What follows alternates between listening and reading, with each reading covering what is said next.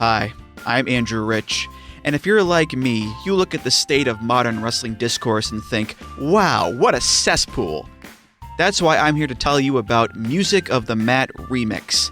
That's right, your favorite wrestling music podcast is back with a new format, where I bring on a guest and we play songs related to wrestling-themed topics. It could be a wrestling reference, a wrestling concept, a wrestling pun, things of that nature. Now you might be saying, Andrew, that is a very, very tenuous connection to pro wrestling on a wrestling podcast network. Is this just an excuse to hang out with your friends and talk about music and ignore the rest of the wrestling landscape? Yes. Yes, it is. So listen to Music of the Mat Remix on the Voices of Wrestling Podcast Network, available on Apple, Spotify, or your podcast player of choice. This podcast is a member of the Voices of Wrestling Podcasting Network. Visit voicesofwrestling.com to hear the rest of our great podcasts, as well as show reviews, columns, opinions, and updates across the world of wrestling.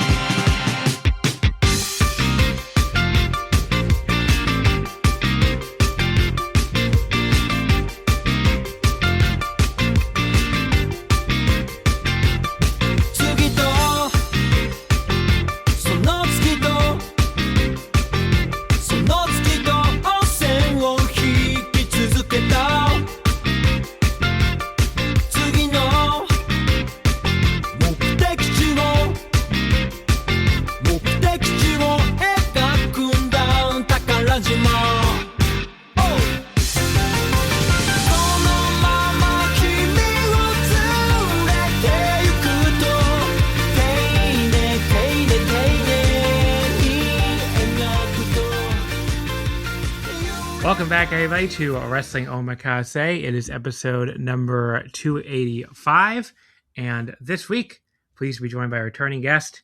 It is Paul from the Emerald FlowShow. How you doing, Paul? Yeah, I'm doing fine.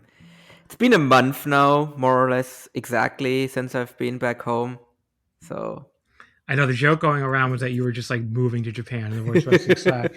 I mean, I am thinking about that at the very least. I remember when Joe Gagney saw you, like you were there that last weekend. He's like, "Did you just move there? Like, what's going on?" Yeah. I mean, more or less, right? Like, because I mean, to be fair, the thing that people didn't know is that I spent like 2 weeks in the Philippines in between doing like actual work. So I actually didn't use up that many of my holidays, because I carried over 5 days from the previous years, and there were like a bunch of bank holidays in there as well. So I actually still have like a decent amount of holidays left. But yeah, no. And again, I think the funnier thing is though that like I spent like 18 days in Japan, and like basically on my last weekend there was like the first time I went to Korakuen. Yeah, it's so weird. I've had trips like that too, where there's really like no Korakuen shows, but it's just weird how that happens. So yeah, this is my first time talking to you since we were in Japan, which is cool. Mm-hmm. I mean, you're probably the one I spent the most time with, just because we went on the Kansai whole part of the trip together. I was just thinking, I was bummed you're not going to be there June or December. No, like December I did. Not gonna lie, I did look into it, but it's the prices up.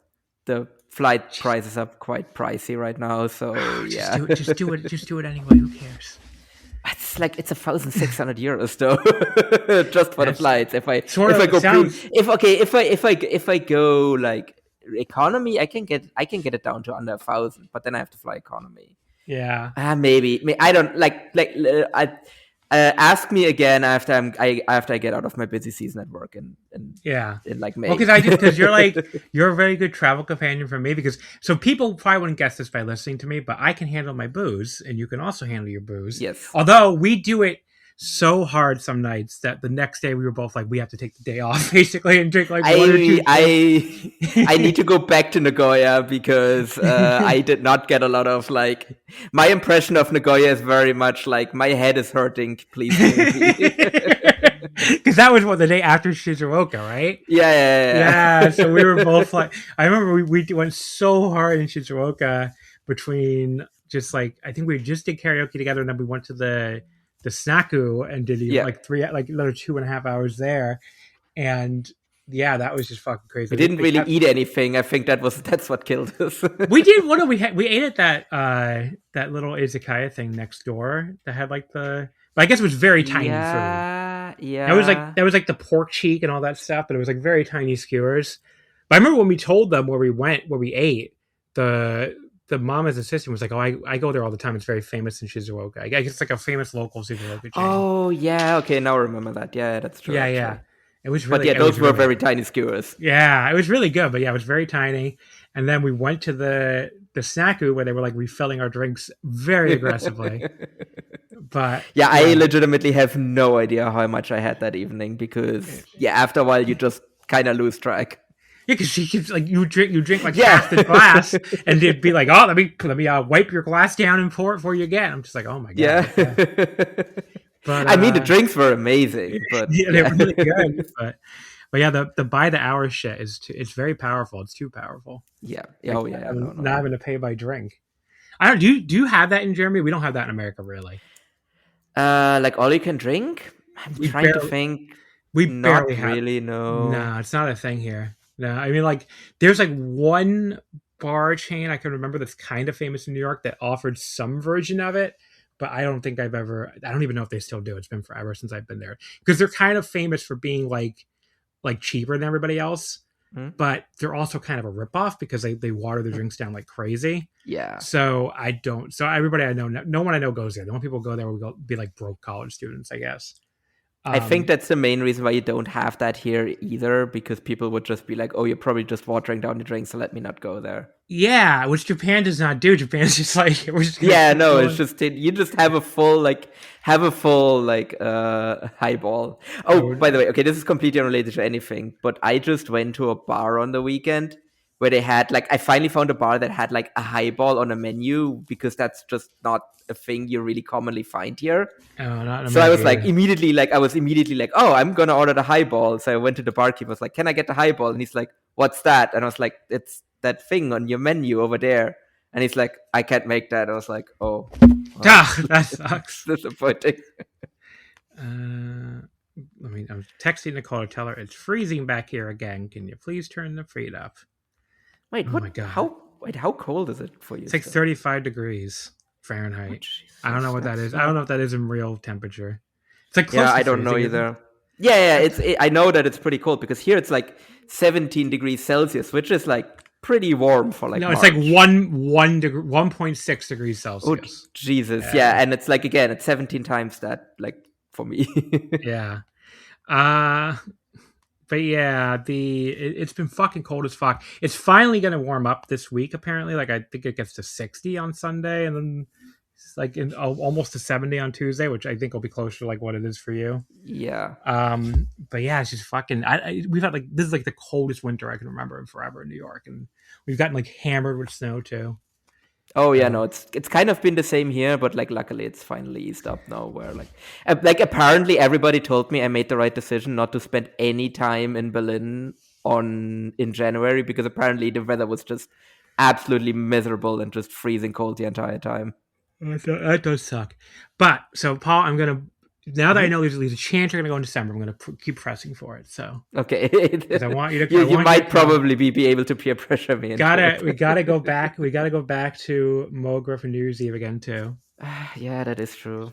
That was awesome. And that means I don't have to spend New Year's Eve in Germany, which sucks. So yeah, and like I'm gonna be. Actually, no, I haven't booked my hotels for that trip. What the fuck am I talking about? I think of June now, because I'm staying at Akiba for like a week in June, and part of why I did that is like.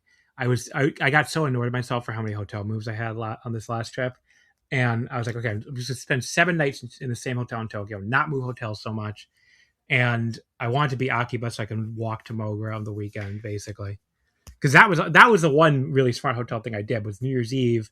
I stayed at the Akihabara, Washington, where I was like a fucking 10-minute walk back to my hotel. Not even, like 7-minute walk back to my hotel from Mogra. Which is great because I left at like 3:30 a.m., so. You were still there when I left, I think. Well, oh yeah, no, yeah. I stayed at Mogra for like until like I think for like an hour and a half longer than you. I'm pretty sure. Yeah, it's crazy. I was already. I mean, I like FaceTime Nicole on the walk back, and she was like, "You are the drunkest I've ever seen you." Basically. Oh no, I was wasted as well. Like the only reason I kind of remember was when I left was because I walked by the Warhammer store in Akihabara. Oh yeah, I remember you telling me about this. Yeah, and it was open at like 3 a.m. and there were like people inside. I was like, what the fuck? No, well, 5 a.m. then, because you have to. Yeah, 5 a.m. or something. Yeah, it was like regardless. Like there was no reason why the store should be open or why people should be inside of it at that point. Because New Year's Eve was the night where we first got hammered on the fucking big strong zeros. Which, I assume everybody knows the legend of Strong Zero by now. And then I had the bright idea. I may or may not be drinking one right now. I'm very jealous. And because we can't get them in America. And then I got the bottle of sake out of my room that killed that poor girl. Oh God. I felt really bad for her. I was like, oh God. She was okay though, because I saw her at DDT when she congratulated me for getting kissed by Don Shokudino. And then, but yeah, so we did the strong zeros, the whole bottle of sake, and then like 6 hours more drinking at Mogra. So I was like, I basically staggered back to the room and like while on the FaceTime with Nicole, and I was like, goodbye. And I just crashed on the bed and that was it. I don't remember anything else after that. But it was, those were the 2 nights where I was drunkest probably. It was Mogra, New Year's Eve Mogra night, and then the night of the Shizuoka. Yeah. So it was a lot of fun though. Yeah. Sure. Speaking of fun, I am now going to Wrestlemania weekend for the first time. So that is an update to because people who have been listening probably have heard me say that I was going to Vegas originally 2 weeks after Mania weekend for my birthday. And I wasn't looking forward to that trip at all. I was just like, why am I doing this? I don't care. I don't really even gamble that much anymore. I was like, I just kind of was like, why did I decide to do this for my birthday, which is a big milestone birthday too. So like, but yes, and then on top of that, there's this sake tasting here in New York City on April 30th, where again, people are going to get the image of me as an alcoholic here. But it's like the biggest sake tasting, one of the biggest sake tastings outside of Japan in the world, apparently. Like they have like 100 different sakes or something that all these breweries bring. And 2 of my friends, the ones who actually just bought a house in Japan, they love this thing and they always talk it up. And I couldn't go to it last year. I don't even remember why. I was at something that weekend. And I was like, damn, I'm going to miss it again. And then, so I was already thinking in my head, like, I wish I wasn't going to Vegas that weekend. And then STARDOM dropped their talent roster for their show in Vegas this year. Like that happened like last week. And it was way better than their talent roster last year. Because last year they brought like 6 people total probably. And there were some big stars on that, but it was like, the Starlight Kid, Azumi, Shuri, but like only like 6 people total, actual like Japanese roster members who went to the Wrestlemania show last year. So it's kind of what I was expecting again this year. But this year they dropped the talent list and it's like literally 15 people. So like more than double the amount of people they brought last year. And it has Natsupoi, who I never thought were going to come. Still Starlight Kid and Azumi, but then like also Mei Sierra, Aya Sakura, Fuwa-chan is going, like just tons and tons of people that I wanted to say. So I was like, I basically had that moment where I was like, who gives a fuck when my birthday is? Like I could just go 2 weeks earlier and say it's my birthday trip. And on top of that, the hotels are way cheaper. I don't know what the fuck. Like I thought one of the reasons why I didn't want to go to Mania weekend, I thought the hotels are going to be really expensive, but there must be like some big convention that 2 weeks later of my birthday, like the May 1st weekend, because the hotel prices that weekend were super expensive. And Mania itself, I guess, is kind of bombing this year, right? Like I heard they're like 10,000 tickets below where they were this point last year.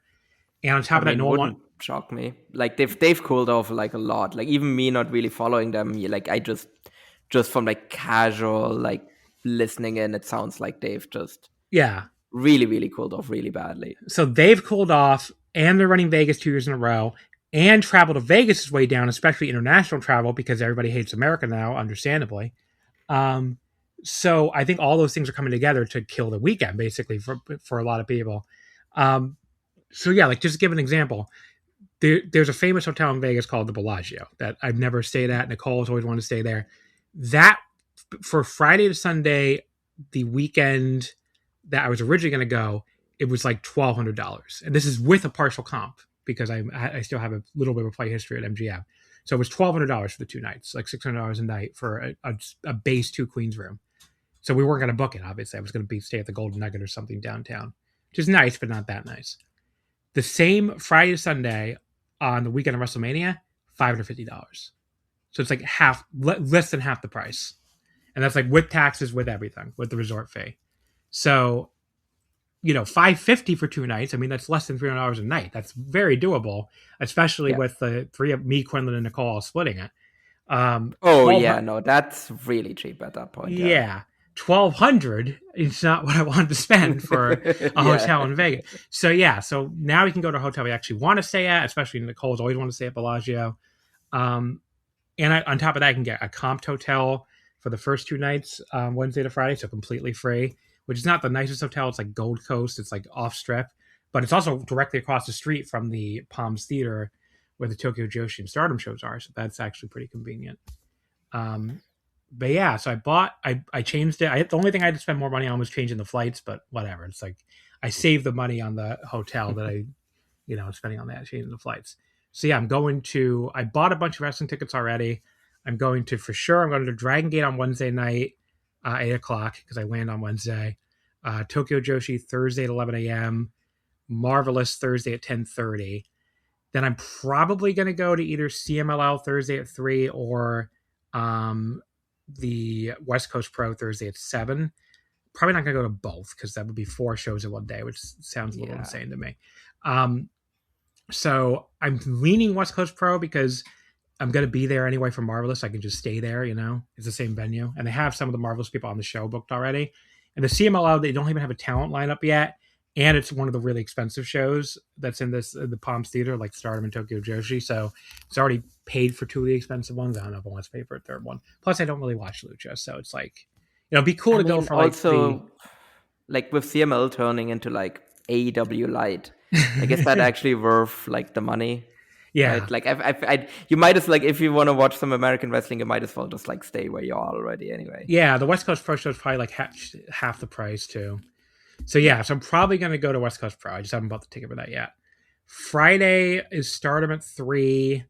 And then Quinlan really wanted to go to Joey Janela's Spring Break, which I'm like, ugh, whatever. It wasn't that expensive. It was like $45 for general admission. So I was like, whatever. So Spring Break at 7. Then I might do the Juggalo Championship Wrestling show at midnight because it looks so fucking terrible. And it looks like funny bad. Like Big Vito is going to be there. I'm like, is he going to wrestle in the dress like he did in WWE? Like, yeah, Kent is working that fucking show for some reason. Like the talent lineup is the most random talent lineup of all time. Actually, let me see if I can pull it up because it's like I'm not going to lie. I thought Big Vito was dead. I assume that's the same guy. I don't know. Yeah, no, but I thought he was one of those like WE guys that just died young. Basically, I don't know why, but I don't know, for some reason in my head I thought he had died 10 years ago. All right, so I'm not going to read this entire talent lineup because it's also really long, but some of these names. So PCO is working this show. Ricky Morton and Robert Gibson are working this show. Mr. Anderson is working this show. Jonathan Coachman is on this show. Mickey Knuckles. Big Al, who I think is the guy from WCW who wrestled that match against... that's a different Big Al, but I think it's the one who wrestled that famous match against... Tank Abbott, where he threatened to slice his throat on on the pay-per-view. Oh yeah. So I think that's him. I think Too Tough Tony, Nyla Rose, Matt Riddle, Charlie Haas, Carl Anderson, Doc Gallows, James Storm, Nick Namath, the artist formerly known as Dolph Ziggler, Kenta, Rob Van Dam, of course, Violent J and Shaggy 2 Dope, and Vince Russo. Of course. Plus, Vampiro has a retirement match against X. Wait, didn't he just have a retirement match? Well, now he's having another one, apparently. So the guy is trying to beat Muto's record for retirement matches, not even Muto, but probably more like Onita's record for retirement matches. What the fuck? So yeah, he's gonna retire again against X. We'll see who that is. Satoshi Kojima, obviously. So wait, no, Kojima's now booked in a New Japan Cup, so actually I don't think he can wait. I don't remember how the timeline actually works out. I think we get eliminated early, which he probably will. He can make it, I think. Yeah. But yeah, so I might go to that. We'll have to wait and see. It's it's at midnight, and I'll be like, well, I really feel like sitting through it after I sat through spring break. I don't know, but I don't. As of now, I'm not going to anything on Saturday. Someone was trying to convince me to go to the clusterfuck, which I don't know if I want to do that. No, that sounds like maybe. Wait, weed is legal in... Yeah, no, of course weed is legal in Nevada. Like, that's probably like a thing where you should probably get like really fucking high and watch it. That's the only way that's probably tolerable. But yeah, then my last show is Sunday, 11 a.m. Spark Joshi is running, which I know at least I'll see Azuki because she's a champion and she is booked for Stardom. They haven't announced anything else, though. They haven't announced anything, actually. I'm just assuming Azuki will be there. But whatever. It was like $40, so... but yeah, so that's my Mania weekend. That'll be cool. Going to see, I think Rich is definitely going to be there, and I think Brady from Voice of Wrestling. I'm not sure. Oh, Jeremy Sexton lives there, so I'm going to see him. Yeah, he's going to be there. Yeah, I would hope, unless he's fleeing the like city. Fuck this, I'm out. But yeah, so that'll be cool. It feels like less people from the site are going this year than last year, though. So, but yeah, I guess I should have gone last year. But last year I literally couldn't because I was going to I went to Japan this spring, so it was not going to work basically. Yeah. But. And for me, it's like because of work, I will never be able to go to one. Like, here's the thing. There was a time when I was actually really, really sad that I couldn't go to a WrestleMania weekend because like that's literally like the busiest period for me at work. But nowadays I'm like, it's fine. Yeah, no, I get it. I mean, if I didn't live here, there's no way I would travel for it, but No, yeah. I mean, that's also the other thing where like, yeah, no, that's the added factor on top of it, of like it no longer being what it was like 10 years ago. But also, yeah, I'm not going to the S right now. I'm not. I don't want to get like deported to some like fucking death camp in Nicaragua. Thank you very much. Yeah, I mean, I would not. If I left this country, I would never return home, probably. But yeah, so Mania weekend, that'll be something, I guess. It's only 6 weeks away, so. I'm going to try to keep to the normal Omakase schedule already planned for April, which I don't know how I'm going to fit in watching all those Japan shows. But we'll make it work. You think, what do I have to watch that week? It's supposed to be the Carnival. Yeah, the Carnival, 2 New Japan Korakuens. The DDT Korakuens like before I leave. Some of the stuff's before I leave, so we'll see. It's supposed to be Snazzy that week. I guess I will get at Snazzy if I end up not being able to watch some of this because I was at Mania weekend. But hopefully I can get through most of it.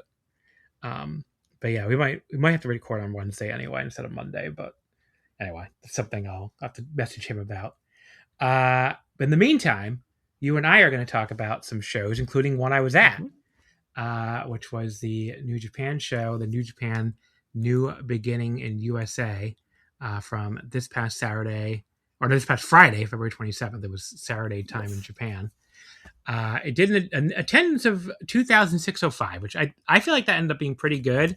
I think that's similar to what ROH did for the Death Before Dishonor I was at. Let me actually look up the exact attendance they claimed. Ring of Honor Death Before Dishonor 2023. Oh yeah, it's only a few hundred less. It was 2,898. So, like, less than 300 less. So, given where New Japan's at, I think that's a pretty good number, for them in America. So, I do have to say, the building looks like shit, though. Oh, yeah. It looks like bad. That entrance, it looks so low rent. Like, that entranceway looks like, it looks so bad. Yeah. I mean, it's way bigger than, even for the Ring of Honor show, too. It's like, you can see there's a lot of empty seats, especially on one side. So, you can definitely hold way more people. But I just think it's a very cheap arena to run because what the fuck is the Cure Insurance Arena in Trenton? Yeah, who else? Like, do they have, like, there's like no sports team or anything? I don't think so. There, right? Yeah. Maybe some minor league. You can probably get that for real cheap then. Yeah. But I don't know why, by the way, I kept saying on the show that was 15 minutes from my dad's house. It's like 40 minutes from my dad's house. I'm like, I don't know New Jersey geography anymore or something. Like, I've been out of the state. I've lived out of the state for too long now. Because I'm thinking like, it's right around the corner. Then it's like 41 minutes. It's like, well, John, I have news for you. There is an actual professional team that will run in the future out of that arena, out of the Cure Insurance arena. Oh, yeah? Which is the Trenton Ironhawks out of the ECHL. Oh, huh. So that's the third level down of hockey. I wonder whose affiliate that is. Probably they used to be the Utah Grizzlies. Okay, so the current Utah Grizzlies, they will begin play in the 2026-27 season. Okay. Whose affiliate is this? It doesn't say anywhere on their Wikipedia, at least. Yeah. Okay, who are the Utah Grizzlies the affiliate of then? Okay, the Colorado Avalanche. There you go. That does make sense. Yeah. Well, it makes less sense for them to move to New Jersey then. Yeah, maybe they're gonna move affiliates. I don't know. But yeah. But they're gonna the future home of the Trenton Icehawks. Way to go. Yes. Or Trenton Ironhawks, whatever. Their logo looks kind of cool, I guess. Mm-hmm. But yeah, future home of the Trenton Ironhawks. But yeah, the show opened up with David Finlay beating Fred Rosser in 12 minutes and 20 seconds with the overkill. If this is Finlay's last night, he took some, which it looked like it probably is based on what I'm hearing. He took some gnarly bumps in this that he did not need to take. Like, he took a sudden, snap suplex into the corner at one point where it looked like his head almost bounced off the mat from where... Because I had pretty good seats. I was just, I guess, to give people that context. I was, right off the floor. So, the very first rows off the floor and, dead center. So they were really good seats, especially for, I think I paid, $100 or something. Not that bad by U.S. wrestling standards at this point. Mm-hmm. But yeah, I also took a backdrop suplex on the apron. So some gnarly bumps by Finlay here. I thought this was really good. I was really into it. So I guess apologies to, who was it that said? It was John Bibbins last week who said that this is going to be really good. And I kind of scoffed because it was Fred Rosser. But no, I really liked it. Had a lot of near falls and counters down the stretch. And even earned a brief "This is awesome" chant. Although as I learned later, that was not a hard thing to get out of this crowd. But yeah, I thought 3 3/4. I really thought it was a very fun opener, and I'm gonna miss Finlay a lot if he is going. But I mean, is he going though? Because honestly, to me, the post match led me more to believe that he is staying. Because it felt because they teased the crowd gave him the whole "thank you Finlay" chant and everything. Yeah. And then he just kind of dropped the mic and walked out. And I feel like if he was actually leaving, he would have actually cut a promo here. I don't know, because I feel I thought maybe he was just well, I'm such a dick. I'm not going to even do that. I'm just going to leave. And then he did but he did get to pose with the Knockout Brothers. So I thought that was kind of a goodbye pose. But maybe I read it wrong. I don't know. I mean, it's also the fact that he won is the other thing for me. It's but Fred Rosser is exact. It's Fred Rosser. That is true, but still, I think there is at least enough doubt there for me to think that he might just come back because, it is obviously a money thing, right? Where I get the feeling that he would like to stay, but the other two can probably just pay him more. Yeah, but they're not gonna fucking use him. That's the thing. Yeah. What is either of them going to do with David Finlay? Probably not a lot. There's going to be the initial burst that then he's probably going to get lost in a shuffle pretty quickly, unfortunately. Whereas if he stays in New Japan, he's going to be a big deal. So I don't know. I feel if New Japan can at least get a little close to what he wants, then he's probably going to stay. I don't think it's a done deal that he is actually leaving at the very least. I would say that. I hope not, but I'm approaching it like he's probably gone, but I guess we'll see. And yeah, he was more over than I expected. That was kind of at the end of the show where I really wasn't sure what to expect out of the crowd. And I would say there were clearly some people there, especially the guy sitting next to me, who were only AEW fans and don't really watch New Japan. But there were also clearly people there who watched New Japan because a lot of the New Japan only people were pretty over. Finlay was over to a bigger degree than I've seen in other U.S. shows. The Knockout Brothers were really over. Shuji was really over. So, there were plenty of people who also watched New Japan. So it wasn't like an AEW only crowd by any stretch, which is what I was kind of dreading. So, match 2. And the crowd, by the way, was much, because I've heard from people who watched on the TV that the crowd was really not into that much besides the next match we're going to talk about. The next match we're going to talk about, which was Ishii and Bolton, that was the most into anything they were all night. But for the most part, they were into everything. So I think part of it was just the crowd. I assume the crowd, Mikey, was probably shit because the U.S. production is always shit. So it's the best reason to go to these U.S. shows, honestly, is just you don't have to fucking watch it at home. But match 2 was Bolton Oleg defeating Tomohiro Ishii in 14:02. This is only the second defense for Ishii, the second attempt defense for his strong openweight title since he won it all the way back in May, which is kind of funny.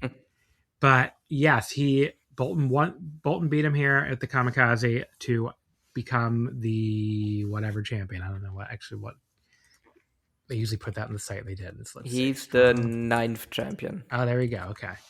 When the fuck was he? Yeah, the 9th champion. It is, yeah. When the fuck was Ishii's first defense? Oh, because they did that. He won that's right. He won the belt. Yeah, in like Chicago right in after, April. basically. Yeah, then he defended against Phil Maloney in May in California, and then he hadn't defended it since because they hadn't run an America show since, and they had pledged to stop defending it in Japan because Japanese fans are complaining about too many titles, which there are. So, but yeah, these two, they beat the fuck out of each other here, just like you'd expect. There were some really, really hard chops by Bolton on Ishii even before the super long chop battle started. Also, by the way, Americans, please stop chanting Ishii like Ishii, Ishii. Like it's not. It's a long E, but it's just Ishii. Like you don't like pronounce another E sound. You know what I'm trying to say? Like you don't start another. It's like just holding the E. It's far more subtle when you're actually saying the E sound. I'm pretty sure, at least. I mean, you listen to how they say it on the commentary. They never say Ishii. No, it's Tomohiro Ishii. Yeah. You just say the Ishi. You just say the E a little bit long. It's the same way, like when you see a U after an O in Japanese, you just say the O a bit longer. You don't actually just say like two separate sounds. But anyway, but yeah. So Americans. That's the downsides of English being a dumb language. Yes, well, it's a horrible language. But yeah, so they do the super long chop battle, which gets over like crazy, of course. It always does in America. Maybe I was just thinking in my head, like maybe they watched Joe Kobashi last night or something, and they're like, "Oh yeah, these Americans love the chops. Let's do the super long chop battle." I mean, it was awesome. I'm not hating on the American crowd for being into it. It was, but just funny seeing them be that into it. But yeah, it's just an awesome, super hard hitting match. Exactly what you'd expect. Maybe even a little better than you'd expect. I went 4 1/4. I thought this was the second best match on the show. Oh, yeah, no, I agree with that. It was all action as well, right? Like, there wasn't really any downtime in it either. Like, they were just like, okay, we got 14 minutes, so we're just gonna go hard the entire time. And I think Ishii also did, like, again, what he was supposed to do here, which was just put, like, Oleg over really, really strong. Like, he just took, like, his entire, like, he got tossed around that ring, like, nonstop. And like Oleg just looked like an absolute fucking killer in this match. We'll see where he goes with this title. Like, because again, he can't really defend it in the US. I guess he's gonna keep bringing it out. Like, did Ishii even bring it out with him in the US? I think in Japan, you mean a little bit. It depends. Sometimes he would, sometimes he wouldn't. Yeah, because I think at the very least, like with Oleg, it's kind of want to start pushing him pretty strongly relatively soon, right? Because I mean, it's not that he's old, but he's 33, so he's not like a guy that you can like wait pretty long. Yeah, he's not a spring chicken. Like yeah, exactly. Like you kind of need to like start building him up now if you want him to like get anywhere. So I think this is like at least like a good step towards that. And again, I also can confirm, like, watching it from home, this was, like, the loudest the crowd was the entire night. Yeah. For the other matches, I'd be curious to hear what your opinion was on some of these matches, because for some of these matches, I really had a feeling that the crowd just wasn't there at all. But for this one, they definitely were. They were really fucking loud, as they should have been, because this match was awesome. Yeah, I went 4 on this one. Yeah, the crowd just absolutely loved it. That's for sure. I mean, there were times they got quiet during some other matches, but like, for the most part, I thought they were into most of the show. So, the next match, the AEW National Title, Ricochet makes his 8th defense. Not to be confused with the AEW International Title, of course. Those are two different titles. Ricochet makes his 8th defense, defeating Taiji Ishimori in 1429 with the Spirit Gun. Somebody, by the way, had a replica of the International Title. Like, they're sitting 2 rows down from me, and I'm like, that is always the geekiest thing to me. It's like, okay, it's already a geeky thing to spend $400 or $500 or whatever the fuck they cost now on an actual belt replica. But if you're going to buy a belt replica, at least make yourself the world champion. Why are you making yourself the... You're like, I'm great. I'm the mid-card champion of AEW. I have one of the 4 interchangeable mid-card titles in AEW. Not the National, not the Continental, not the TNT. I have the International title. Like, sir, just buy the world title. I have to say, there's like, obviously, for any kind of belt mutant, there's just like, we're talking about like minimum amounts of respect here. But I will have more respect for someone that bought the fucking Fiend belt than for somebody that bought a mid-card belt. Somebody else had the IWGP US title, which I'm like, okay, they get points for at least having the right promotions title at this show. But like, but still, that's also still geek shit. It's a mid-card title, and it's now a dead mid-card title. Yeah, that's also like the thing. It's like, I'm wearing the fucking belt that hasn't existed in like, I don't know. Yeah, how long has that belt been dead? Yeah. Since like the end of 2024, yeah. Finley cracked it with his fucking giant hammer. Oh my god, I forgot about that completely. Yeah. So I missed the very start of this. I went to, go pee and get myself a beer and a pretzel. But thanks to the efficient stadium workers in the Cure Insurance Arena, I actually got back to my seat far faster than I thought. Probably like 2 minutes into the match, I think, because I left right when the bell rang at the last match. So, I didn't really miss much of this at all. It was funny, though, because the line was really long when I got there, I guess. And I was surprised I got through that fast. And one of the women's complaints was like, none of you were here 2 seconds ago. And I was like, well, you see, everybody wanted to see Ishii versus Bolton. And apparently no one gave a fuck about Ricochet and Taiji Ishimori because we all bolted to the fucking concession stand immediately. Now, when I got back, like I said, I only missed a minute or 2 of the match. Ricochet was mostly just doing his fucking US heel heat bullshit where the crowd is, more interested in telling him how bald he is than anything he's actually doing in the ring, which I'm like, okay. Which people love this shit, and I just don't get it. Like, why do you love yelling at a man about how bald he is? Like, why is that like the peak of entertainment to you? While he slowly stomps on another man. Just like, I don't know.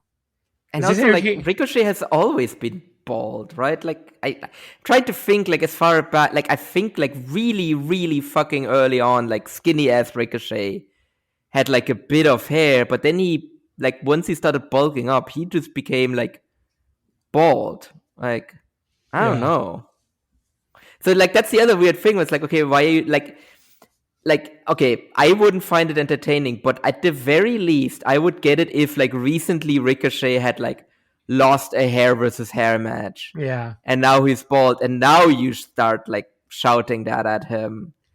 Then I'll get it, but, like, this man has been bald for, like, 15 years. Yeah, why is that all of a sudden, like, a thing to tease him with? Yeah, it's very, I don't know, it's very boring. Just like it's a Miraresu shit. I don't know. Then it did pick up towards the end, although Taiji botched a dive, almost killed himself, but somehow just barely made it over the ropes. That was impressive that he managed not to die there. They did some nice spots at the end, a very well executed reverse Rana by Ishimori at one point. And yeah, Ricochet won it with the Spirit Gun, which is his like charging lariat to the back of a kneeling Taiji's head. It was all right, just majorly boring during the endless Amiraresu heat period. But after that, it was pretty good. So I went like 2 3/4 in the whole thing. Yeah, no, I agree. It was good closing sequence. Before that, I was just very, very bored. Again, was this one of the matches that got in This Is Awesome chant? I think it did, right? I think it did at some point, yeah. And I was like, Jesus. Yeah, and I was like, come on, really? Like, this, like, it's not a bad match, but man, like, it's just kind of there and meandering. I mean, if I've learned anything, it's that American wrestling fans have no standards. So yeah, I mean, like did they do a few moves in a row? This is awesome. I'm like, okay. Like this chant. I mean, you have to think about. You have to think about what most of them watch on like a week to week basis on TV. So I kind of get it, I suppose. It's like, stop watching. It's like when everybody talks about, like, because I've had this discussion before Quentin. Quentin's like, oh, that was good for a TV match. I'm like, if TV matches aren't normally good, then don't watch them then. Like, why are you watching this? You don't have to. Yeah, like, no one's holding you at gunpoint being like, if you don't watch this television program filled with 2 3/4 star matches every week, just stop watching it then. I don't know. Very, very weird. Then we had Kushida and El Desperado defeating Alec Price and Jordan Oliver. Despy beating Price in 13:57 with the Pinche logo. I know Jordan Oliver. He's appeared in New Japan America before. I had no idea who Alec Price was. Not a clue. Some fans in the arena started chanting CZW, so I guess he maybe is a CZW guy. I don't know, because obviously Trenton's very close. GCW. He was like a GCW guy. They were chanting CZW, so I don't know. Really? Maybe he's not. He's never really been a CZW guy like that. Okay, that's weird. Yeah, I don't know. But yeah, I mean the crowd. Like he was Beyond and then GCW for the most part. Like I see. Well, the crowd in general was not very annoying by U.S. wrestling standards. I mean, they were only mildly annoying, which makes them like one of the best U.S. wrestling crowds I've ever been in, honestly. But it didn't have any crowd comedians. They didn't have any amateur play-by-play announcers. Just, they were a few annoying chants here or there, but nothing really that bad. And this was also the same building where at Death for Dishonor, the entire section decided to be annoying and like kept chanting stupid bullshit. Like started WWE chants for some reason, and they were like started chanting for themselves. They'd be like Section 1. I'm like, okay. Yeah. But nobody did any of that bullshit at this show, thankfully. So definitely a much better crowd than the ROH show that was here. But yeah, this was pretty good, I guess. I mean, it was a little sloppy, which held it back a little bit. I also thought it could have ended a few minutes earlier than it did, but I thought it was fine. I went like 3 stars. Just didn't really hate it or anything, but just kind of just fine. Gentleman's 3 stuff. Mm-hmm. I have to say, New Japan not respecting, or Kushida maybe not being committed enough to Contra to like wear his like Contra shirt to this match. I mean, he did wear like his MLW title, the like middleweight title, I think is the one that he holds.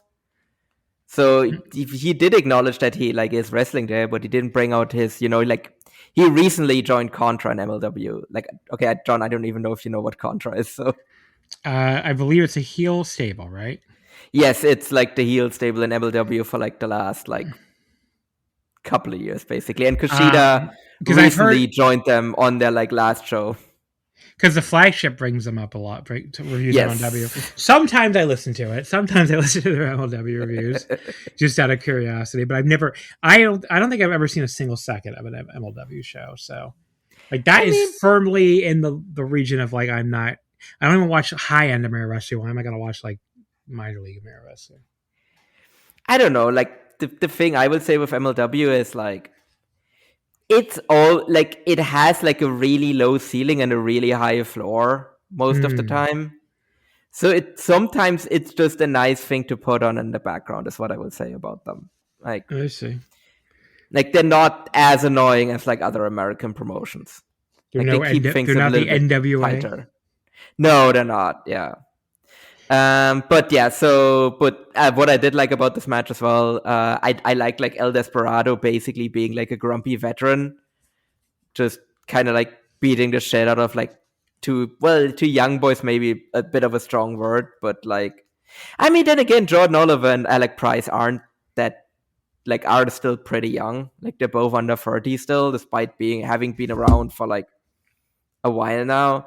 I think they also like acquitted themselves pretty nicely here, because I've been watching both of them on the indies, and I think especially Jordan Oliver after getting some really like harsh criticism early on in his career, has really like put in the work to like improve himself, because he was one of those like scramble guys in GCW that was like that was quite literally just a spot monkey, that like he had some like spots but like they had like no idea how to put together a match like in the slightest, and then he actually like put in the work and actually like became a lot better at that. So yeah, I mean, they did say in the match that both of them recently signed with AEW, so I don't know how that's going to go for both of them. I do think they should have gone to Japan instead. Like, I think both of them desperately need like a bit more seasoning. And Which I think is they're the at the worst right possible age. thing to get you to need an AEW. Yeah, like you don't sign with a US TV promotion because they're not going to fucking give that to you. Like, basically, once you do that, you're kind of like locked in and you're probably not going to improve that much. Yeah.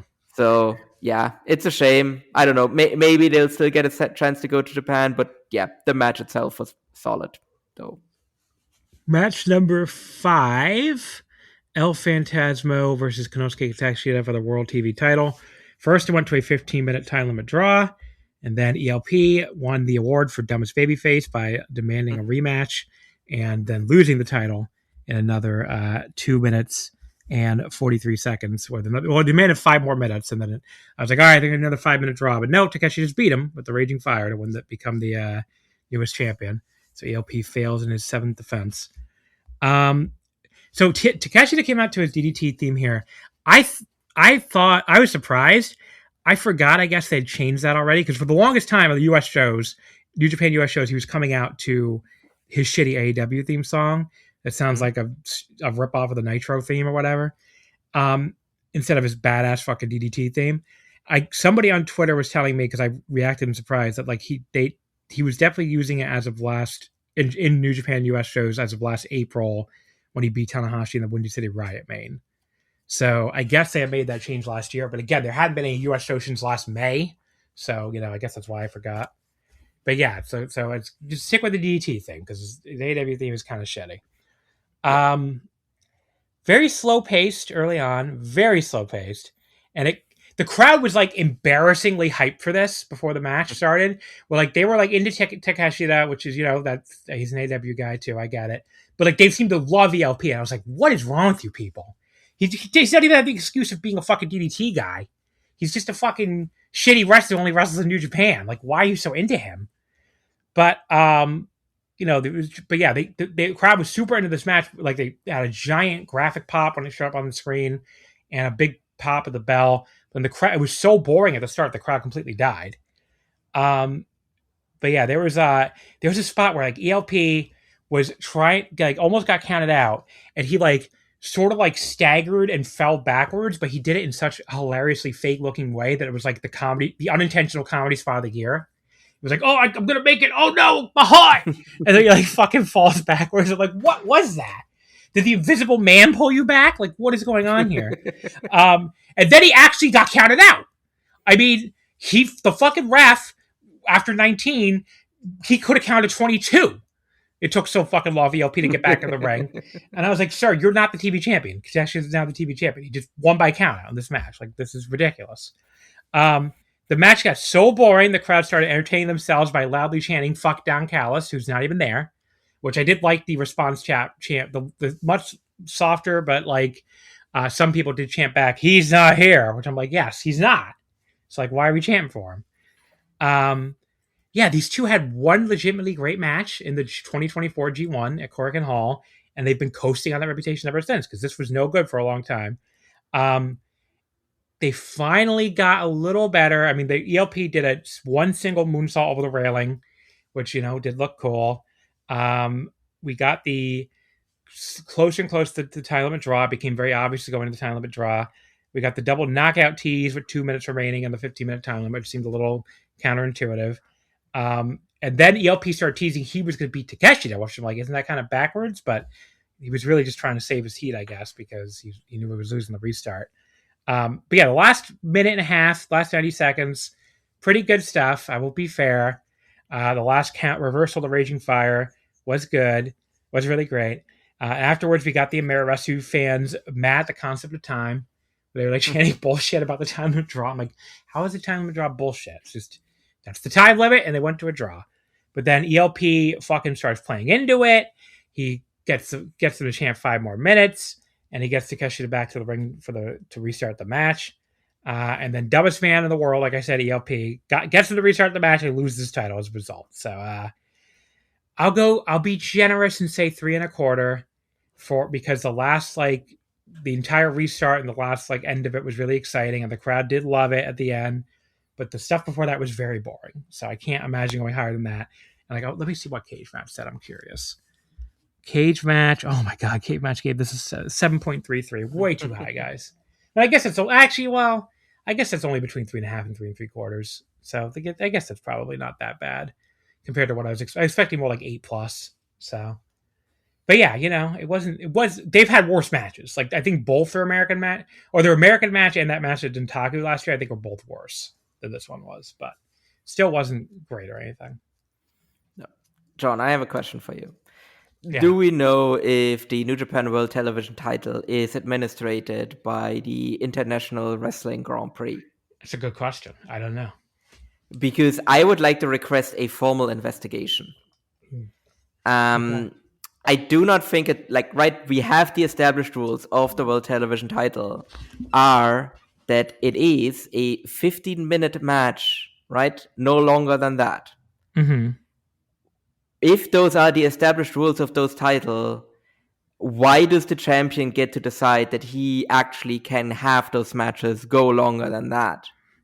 If you just let the inmates run the asylum, you will just get chaos, and we cannot have that.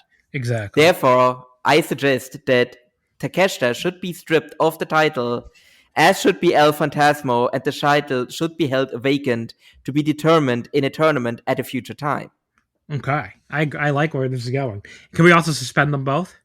Let's ELP, yes. Takeshita we can keep. I think we can suspend them both. I think they both deserve it. Yeah, you know what? And Takeshita can spend more time in DDT. You are correct, actually. You know what? Let's suspend them both. Yeah. Yeah. No, I think that is the most reasonable course of action in this case. Yeah. Match, yeah, I don't know. It was fine. Great closing sequence. More so on, I don't know. It was a nice closing sequence. I don't know. I want to say it was, but was it really? The more I think about it, it was fine. I suppose. It just really, really fucking dumb. If it is a title that has an established time limit, why the fuck is the champion allowed to just change that on a fucking whim and then actually lose his belt that way? No, that is just fucking stupid. That just shouldn't, it just shouldn't be allowed. It's just such a fucking dumb American trope that we went to a time limit draw. What a shame. Let us go longer. Well, it's well, I don't know, man. That's the fucking rules for the title. It's been enforced for years at this point. I don't think it's ever happened before this, has exactly. Nobody else has ever had an issue with going to a time limit draw for a title that has an established time limit of 15 minutes. That's how this is supposed to be. Yeah, it's ELP is he's the world's most I have to be protected at all times man, which is so weird to me because buddy, you're a mid-card, you're not even a very good one. You do all this weird underwater high flying that's just not, it's so slow it looks like you're underwater, and I don't know, I just very the level of protection he gets in the booking is so bizarre to me. It's okay, I could lose to the Wrestle Kingdom. The way I just lost the world title, Wrestle Kingdom, but only if we go to a 15-minute draw first, so the fans know I was not losing him in the established time. What the fuck? Just fucking lose in 14.5 minutes. You're fucking El Phantasmo. Jesus. I mean, also, this is a massive fucking downgrade for Takeshita as well. To go from main eventing to Tokyo Dome to getting to hold the fucking fourth rate title. Is it even fourth? I don't know. The world, the global. I mean, the world, the global. I put the tag titles ahead by now. Oh yeah, I mean, if we count the tag titles, then absolutely it isn't fourth. No. Yeah. The tag titles are definitely ahead of this title. Yeah, the junior title might be. Might be as well. Yeah, like it might quite literally be like the bottom singles title in the company. Yeah, it's probably only above the Strong. Unless we count the Open, the Strong. Yeah. The Strong might be lower, but that's the only one, really. Yeah. Speaking of the tag titles, our next match. Also, yet again, the title that is supposed to be held by young wrestlers. Well, I guess, you know what? Takeshita might be the one that is closest to that. Probably. You know what? Actually, I think because he is only 30, which I think is like, he's like the only one. Okay, Ren Narita held it. But like, other than that. Also, I want to take credit for calling this 2 weeks ago, because I did say on this podcast, I was like, because I think it was John Bevins who didn't sound because I think I said that was last week, by the way. Sanzi was last week, but John Bevins and I were the ones who did the preview 2 weeks ago. And John, I think, didn't believe me when I said Takeshi was going to win. He didn't see the vision, and I saw the vision here. Because I think Takeshi wins this belt, and I think he drops it to like Ryohei Oiwa, somebody young, but hopefully Oiwa, like maybe like Dominion or something. That'll be his big Dominion match. Because remember, Oiwa beat him last year for the Never, in a Never match. Or we lost him, when he challenged him for the Never at Sakura Genesis. So this way, Takeshita could put over Oiwa. You know what? I would be into that. That also means they're finally doing something with Oiwa. Yeah. Oiwa's getting a little more of a push this year, where he won the World Tag League, and he briefly won the Never six-man belts, but still nothing as a singles guy. So I would like to see him get a big win over Takeshita and maybe make this fucking title actually useful, finally, after being stuck in ELP hell for an entire year. So we'll see. IWGP Tag Team titles, the Knockout Brothers, Oscar and Yuto Ice, make their fourth defense against the fucking Gates of Agony, Toa Leona, and Bishop Khan in 1758. Yuto Ice pinning Bishop Khan with the KOB. I don't know what the fuck happened here, but like the Gates of Agony, fucking big time these guys, so fucking bad, where I was watching this match. I'm like, am I the only one seeing this? They're like not selling anything. They're just dominating the entire match. Like the fucking Knockout Brothers, the hottest new act that New Japan's had in fucking eons. And how the hell did New Japan sign off on a match structure where the Gates of Agony, I assume that because they don't go over these matches, they just give them like a finish basically. Like nobody was paying close enough attention to know the Gates of Agony were going to dominate the entire match. Like this is horrible. I have watched Brothers of Destruction against the Alliance matches from 2001, where the fucking Undertaker and Kane sold more for their opponents than fucking Toa Leona and Bishop Khan did here. Like I honestly feels kind of offensive to me, like how fucking bad they were. Like how fucking just how much of this match they took. Where like these two have looked like a badass, the Knockout Brothers, all badasses all year long. They've they've had some of the best matches in New Japan. They've re-energized this entire division. And, like, they're out here fucking wrestling like they're the big stars and Oscar and Yuto Ice are the jobbers. I'm just like, what is this shit? Like, they cannot be that high up in AEW. They barely ever appear there. As far as yeah. So, like, what the fuck are they doing? It's like, we're the American TV wrestlers, so we're going to take the entire match. I'm like, you guys you're fucking jokes. Like, this is a fucking joke that you took so much of this match. It was a complete fucking joke. I'm trying to find this tweet, this Japanese fan I follow tweet about it, because the Grok thing is not always great at auto-translating, but I'm pretty sure the auto-translate was pretty much correct. Maybe I just go to because I respond to him. I just go to my feed, because I think I tweet way less than this guy. Oh, okay. No, that wasn't it. Where the fuck is it? Okay. In the meantime, I'm going to see when the last time when like the Gates of Agony actually won a match on AEW TV. Yeah. Please tell me. Okay, so his tweet was basically translated to Gates of Agony just don't take moves at all. Of course, that's boring. And I think I tweeted back something like, I was like, America no telebi senshu tokidoki something yone. Okay, I forget what the actual pronunciation of this is. It was basically the term I used was basically like selfish. So, but I can't remember how it actually is, because it's like self-centered or something. But I can't remember what the actual reading of these kanji are together. But and he was just like, well, maybe that's just what they have to do to survive.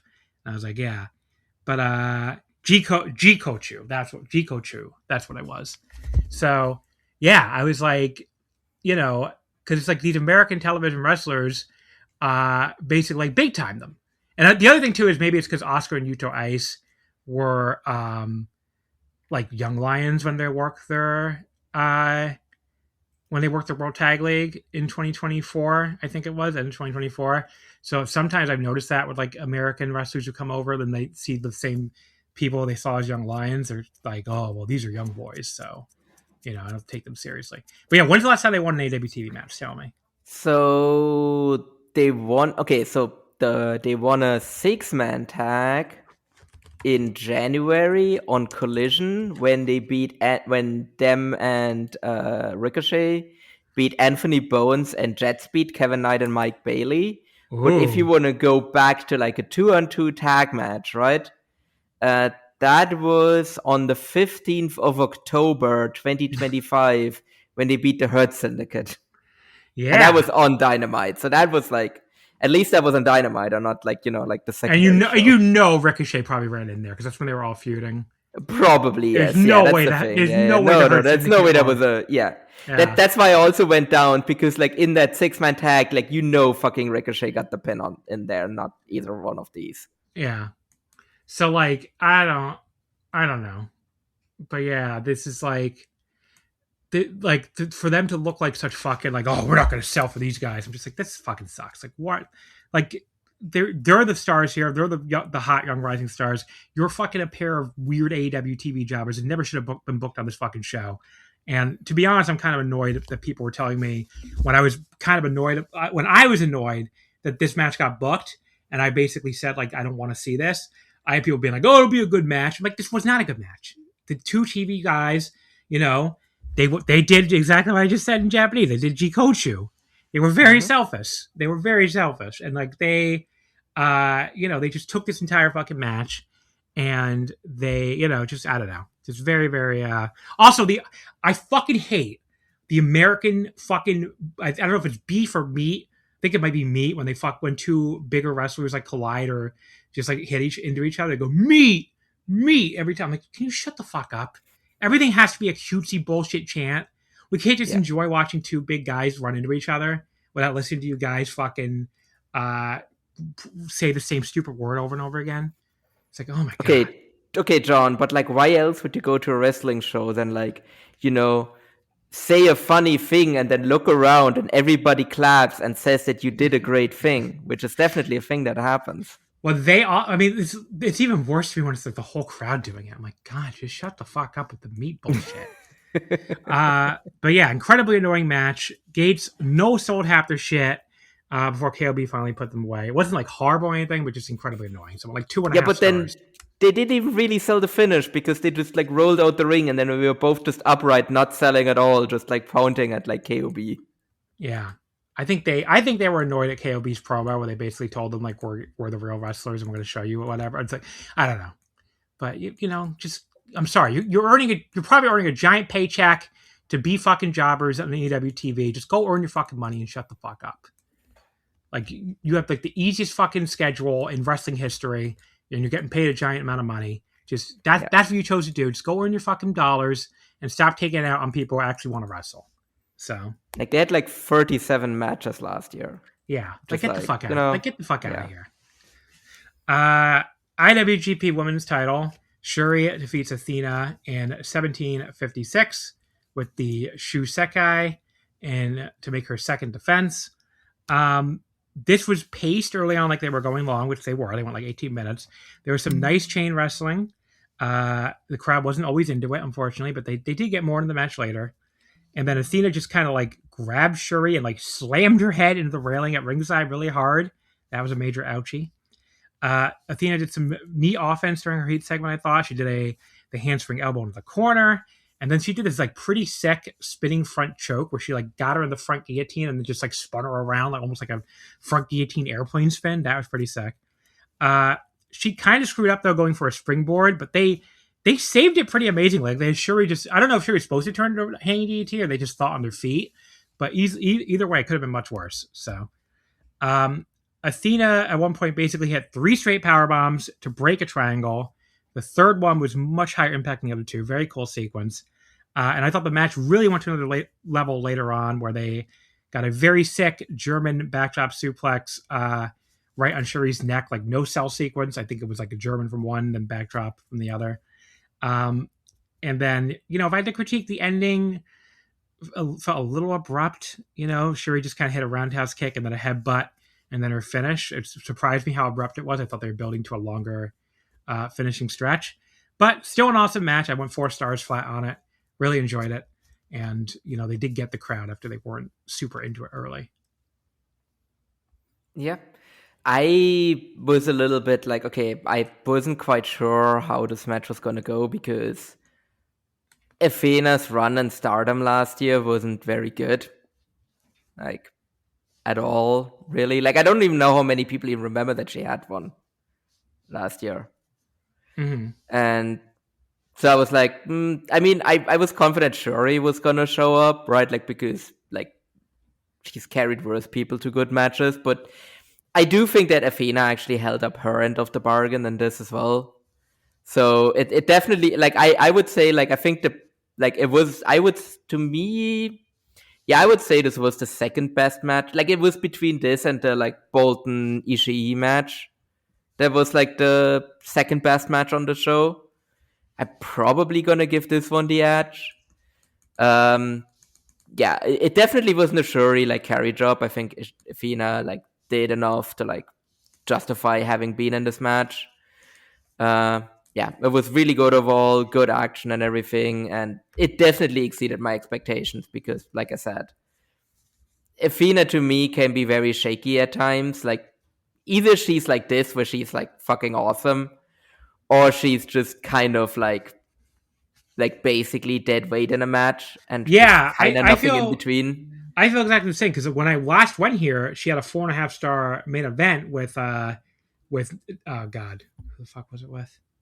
With Willow Nightingale, I think it was. Div 47 2023. That was like a amazing main event at the same building. But then I've seen her have like fucking clunkers too. Like last year, I remember being very unimpressed with her women's title match, her AW women's like title her match with Toni Tekla Storm. was bad. I didn't see that one. I saw about the Toni Storm one, but yeah, I don't because that was recent. Right? Because I haven't been watching AW at all recently. No, the match with Tekla. No. That was in. Oh, that was Stardom. In Stardom. Yeah. But no, I'm talking about the Toni Storm title match in AW last year. I thought was kind of a. I don't know. I don't really like watch AW. So I don't anymore either. So. But no, like so, like it definitely can be like a thing with her where like she's very like she's not consistent in the slightest, but she did show up here, so I will give her credit for that. And they had a really, really fucking good match. Mm-hmm. Then we had so there was a video that played. I thought this was hilarious. So obviously Alex Windsor and Will Ospreay are married, right? And Ospreay has a lot of influence even in New Japan because he seems like he's made a deal to come back to return for them when he's back from injury. He was just on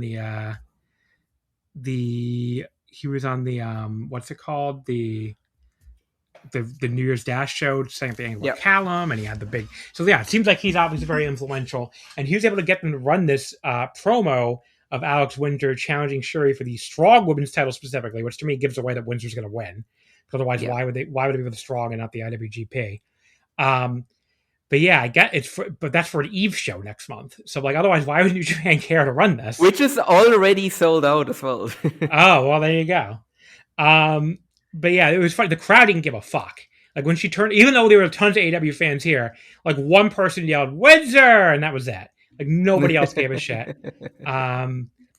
All right, folks. So awkward little cut there because I got cut off by my boss calling me. So up next we have the IWGP Global Heavyweight Title, which was Yota Tsuji making his third defense against Andrade El Idolo. He beat him in 26-44 at the Boston Crab. This was the match I was most excited for going in. Like this was when I was like, fuck yeah, Tsuji and Andrade, that could be really good. And if anything, it was even better than I was expecting. I mean, I thought this was an amazing fucking match. They went almost 27 minutes. I never thought it dragged. They started with a very enjoyable opening stretch. We had some really big boy slaps and chops to the chest. It left both guys' chest beat red. They did this very short range, like half Spanish fly at one point off the middle rope, like Andrade doing it on Tsuji, which was very scary looking. Like, if you don't quite flip over, because they basically flipped only halfway. If they didn't, but they were going short range from the middle rope. So if they did, they might not even be able to make it halfway. And if they hadn't, they would have broken one or both their necks. I mean, it was a very, very scary spot.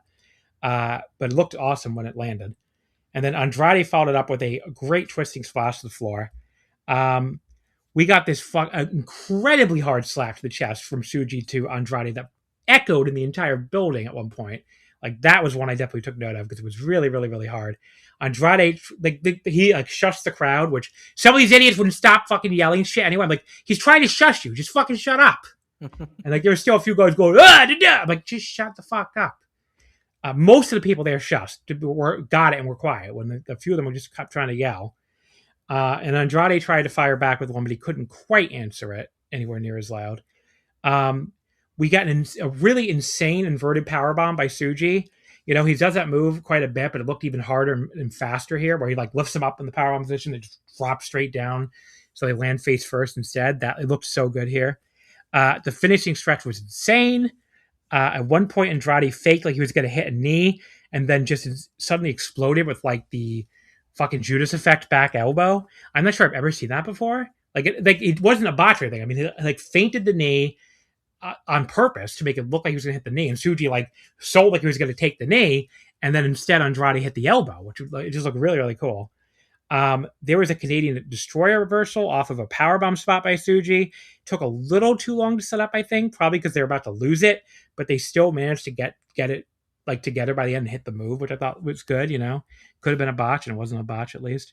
Andrade managed to get out the Gene Blast. I thought that'd be the finish. They set it up so well.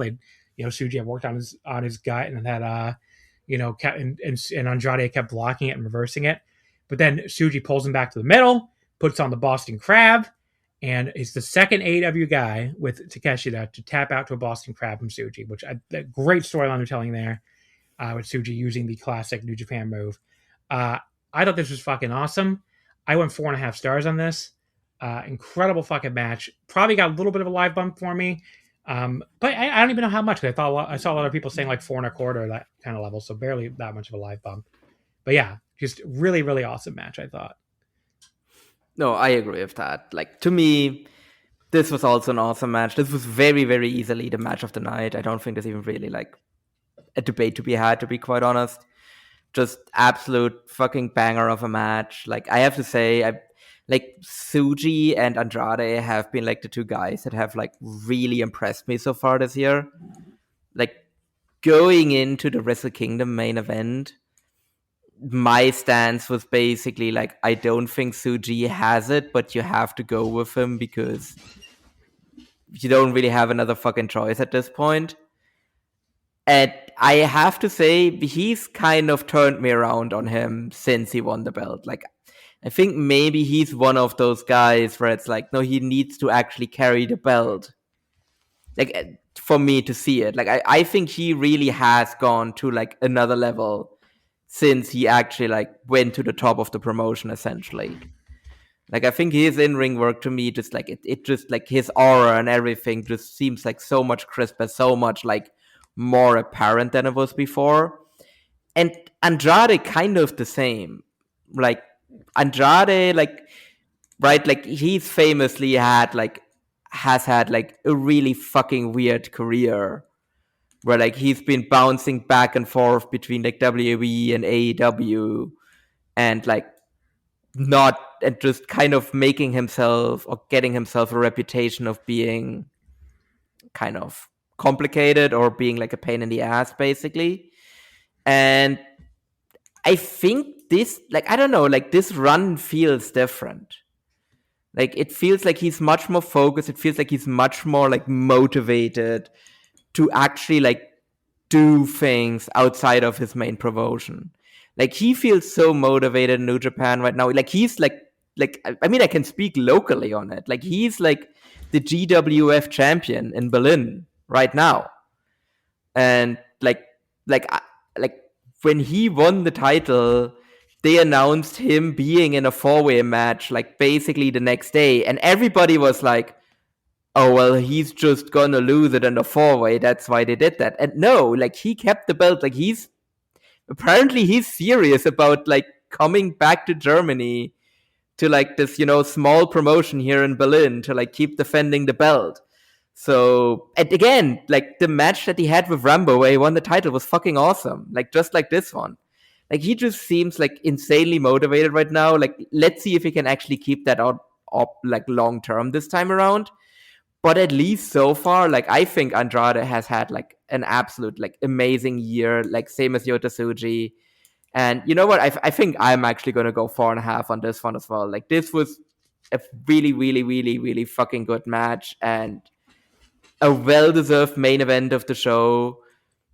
I could have actually seen Andrade win this, but you know what? I think Tsuji's on such a, like, strong run that I think it's fine to keep him as, like, the dual champion for, like, a bit longer, and then eventually he can lose one of the belts. But I think for now, like, you want to build him up, you want to keep him hot, so, like, keep him as a dual champion for a little while longer at the very least. Yeah, I mean, it's it is. I mean, I think I'm glad you brought up the double champion thing, because, like, I like the decision to have him retain too. And I think, because obviously New Japan booking got a lot of shit last year, almost all of it deserved, because they made a lot of bad decisions last year. But the way they handled Tsuji, I think they need to get more credit for that, because they made fans want him as champion really badly by the time they delivered it. And it turned out they didn't make people wait too long, because, you and I were there when he won the title. I'll never forget how that crowd all around us exploded when he made Takeshi tap out to that Boston Crab. I mean, the three of us exploded too, but the entire even I started cheering for Tsuji at the end of that match, because I was like, okay, no, I can't deny that this is the like, fuck it, let's have him win. Like, this is the right choice. This is what you need to do. Let's go. Yeah, and the entire crowd exploded for it. All the hardcore New Japan fans in these Team New Japan seats basically were so into it. He's drawn good crowds so far for this title reign. They sold out New Beginning in Osaka again. They did a good number the next night at New Year's Dash. We'll see what the kind of numbers they do for Sakura Genesis. But the Sakura Genesis tickets are off to a decent start. I mean, I saw they were already sold out of ringside immediately, which plus the multi-person boxes, and still more than a month away. So, the ticket sales have been pretty good. And I think the double champion thing was a cool idea, especially since he's done such a good job, like, setting out his visions. Like, okay, the heavyweight title is the belt of New Japan. The global title is the belt I defend in Japan against New Japan roster members. The global title is the belt I defend overseas and against non-New Japan roster members. It's a clear delineation. So he has two different belts for two different purposes. And I'm totally fine with keeping the belts on him for now like that. They have a 2-day event coming up too next month in Dontaku, where, theoretically they could main event one night with him defending the global and one night with him defending the heavyweight, which I would bet that probably is the plan. And that's why they've kept both belts on him. But yeah, I think it's a good idea. Like, you've basically set out, they had a year where they need to establish new guys. So their mission statement with Tsuji is, this is our guy. This is the guy of this generation. He is the top star. There's no Three Musketeers like they originally tried to do. No, these guys are all equal. This Tsuji is a level above the rest of these young guys. So what better way to do it than have both your top titles in the guy? He looks cool as hell with both the belts. I mean, I took I thought a great picture of him holding up both belts with the sunglasses on before the match, just looking cool as hell. So you can see that on one of my Twitter if you look, or my Blue Sky. And he, I felt like even parts of the crowd who didn't know him super well, because they're more AEW fans and he hasn't really been in AEW very much at all. I think he did like one pre-show match with the Forbidden Door, and that like 2 years ago, and that's it. He was over to everybody though, because him coming out with those two belts, looking like a badass, he just looked really cool. So I think it's a really, what works on AEW fans who are very, very casual New Japan fans at best, you'd have to think would also work on like casual New Japan fans in Japan or lapsed New Japan fans in Japan. So, I think it's been a good idea, and I think they've booked him really well, and they've booked him really strong. So, I think that is for once, I want to give the New Japan booking some credit, because, everybody's been hating on it. And again, rightfully so for the most part. But I think the Yota Tsuji booking has actually been very strong. So, and I love the decision to have him retain here. I love the decision to, actually like have him beat Andrade with the Boston Crab. And again, when we just saw the Knockout Brothers fucking big league the shit out of not the Knockout Brothers get big leagued by Gates of Agony 2 matches earlier. Andrade of all people, who used to be like one of the biggest assholes about doing jobs or not want to do anything. He fucking took the Boston Crab in the middle of the ring and fucking tapped out.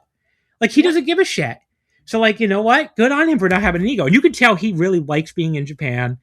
He worked hard, when he was there over there, and he looked excited when he was there. And he was working way harder than Gabe Kidd in that fucking match in Osaka, when Gabe Kidd looked like he was sleepwalking through it. And yeah, here he's at a New Japan US show, and he fucking gave it his all again and taps out clean in the middle. So, good for Andrade. He has reset the narrative that was around him with, because I've heard people have said he's worked hard in AW too. And what I understand, he's done jobs there too. So yeah, he's completely flipped that narrative about him. I don't know if it's like he wants to prove people wrong after he, got released from WWE. I imagine that's probably part of it, but yeah, he's completely flipped the narrative. So reminds me kind of like of Hideki Suzuki after he left NXT, where suddenly he's like willing to do jobs and stuff. So that's a good comparison. Actually, I hadn't really thought of that, but that actually works really well. Yeah. So something about going to WWE and then getting like released, like really like humbles these guys or something, or really makes them like, look at it differently. I think it's also like the way he was released this time around, right? Like, because this wasn't just like he kind of like he got fired. Right. It's basically even worse than the Hideki thing. Yeah. Because he has been released before, and he very much was like in like big leaguing mode that time around, and he's very much not like that this time around. Like it feels very different. But yeah, so that is New Beginning US. Overall, I thought it was a good show. I mean, it dragged in the middle for sure. It would have been a lot better if you could have had anyone else in that tag title match and delivered another Knockout Brothers banger. Now you're talking about a great show. But because that match was so disappointing and so boring and nothing, thanks to the fucking Gates of Agony big leaguing them, that does drag the show down a little bit. And like the middle portion, like, had a bunch of like whatever matches, but it started off really well. Again, I liked Finlay and Roster, and I really liked Ishii and Bolton, and then it ended really well with the women's title match and the US and the global title match. So there have been way worse American shows than this, that's for sure. Yes, for sure.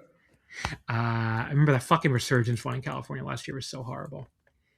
All right, so New Japan, what's coming up for them? By the time most of you listen to this, probably on the 4th, there'll be a Korakuen. The first New Japan Cup kicks off at Korakuen. The big thing besides the 2 cup matches, which are Aaron Wolf and Don Fale, which God only knows what's going to happen there. Oh, I know what's going to happen there. And Yuya Uemura and Great Okan, which that could be good if Okan feels like trying, but he's probably going to lose, so he might not feel like trying.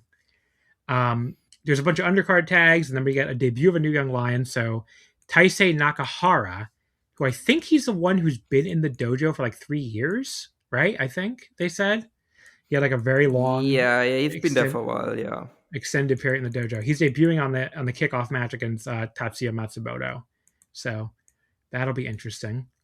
The show on the 5th, we don't have an undercard matches yet for some reason, but it's Taichi versus Red Narita, which of course Narita is going to win that, and Bolton Ole against ELP as your 2 New Japan Cup matches, which ELP's probably going to win as a bounce back from his fucking losing the TV title. Just ugh. Yeah, I handed in my bracket before that happened, and I actually had Bolton Ole win, but yeah, now it's like probably ELP. I could resubmit it, but like, fuck it now. I might resubmit mine just because now Kojima has to replace Ishii because Ishii suffered an injury, apparently a neck injury in the match. Oh yeah, but I just had Kojima. Like basically for me, it doesn't really change anything because I actually have Taichi. I have Taichi win that match, which I hope, but I doubt it. Like basically, that's the other reason why I'm not like changing the thing with El Fantasma and Bolton Ole, because it's like it really only affects one match because whoever wins there is gonna lose to Hinare in the next round anyway. Probably. The anniversary show is this Friday on March 6th at Otis City Gym. We have the 2 New Japan Cup matches, Yoshihashi versus Jake Lee and Oscar versus Callum Newman. That could be really good. That I'm excited for. And then the IWGP Junior Tag titles, Robbie X and Taiji Shimori challenging Fujita and Eagles, and Master Wato challenging Doki for the Junior Heavyweight Singles title. Ugh. Really hope Jesus Wato wins. Christ. Really hope I mean, yeah, but that also tells you how fucking dire the New Japan Junior division is. Where it's like your fucking hope is that Master Wato wins the title. I like Wato though. I like Wato. He's gotten a lot better. But it's a rematch of Dominion. Is he like a champion level guy though? I don't know. I just want to give him a shot. I want to see him get a shot. I don't think he's gonna win that. I mean, I guess the fucking state that division is in, I guess it might as well give Master Wato a chance to see if there's anything there. And they got to kill some time because they're gonna get some guys back from excursion. Like a lot of these guys that are just leaving seem like they're junior sized. So I don't know. Yeah, we'll see. I guess it's better than yet another El Desperado reign, I suppose. Yeah. As much as I love ELP, but that's You mean you love El Desperado, not ELP? Sorry, yeah, El Desperado. I've done that too, so believe me. Wato, but yeah, this is a rematch of the Dominion 2020 match where Wato made his debut, or New Japan Cup, whatever the fuck it was, at Osaka. Remember the Osaka Joe Hall? Yeah. And I remember I have that GIF saved. Yes, where Doki attacked Wato right after his debut. There was one of the funniest image of all time where it was a friend of the show, the Bebbler, posted it on I think the Voice of Wrestling Discord where it was the biggest match of all time, Master Wato versus Doki, Osaka Joe Hall. If you missed this match, don't fucking dare call yourself a wrestling fan. Exactly. That was one of the funnier images ever. But yes, now we get the 6 years later, almost the Wrestling Kingdom title. Oh God! Wait! Oh no! Jesus! This really has been 6 years. Yes, because the COVID really messed everybody since the time. It's been 6 years since that. Yeah. But yeah, so that's what's coming up. Who do you? We did our New Japan Cup preview already. Just funny because you said I had it on the run sheet I gave you. I'm sorry about that. What do you? Who do you have winning the New Japan Cup? I guess I'll just ask. I have Callum Newman win the New Japan Cup, and I have it here. Yeah. So I have Callum Newman win against Driller Maloney in the finals. Wow. So that'll be quite the weird final. So here's the thing. So I do think because the thing for me was okay, I was basically in between so for me looking at the brackets, for me instantly it was okay, Callum Newman is coming out of his bracket. Mm-hmm. And then who's coming out of the other bracket? I don't think anybody from the bottom half of the left side bracket has a chance really. Because I think Hinare is making the semifinals there. I think that's pretty clear. And then I looked at the upper half of that, and there were 3 guys in there. It was Yui Yoramura, Driller Maloney, and Aaron Wolf.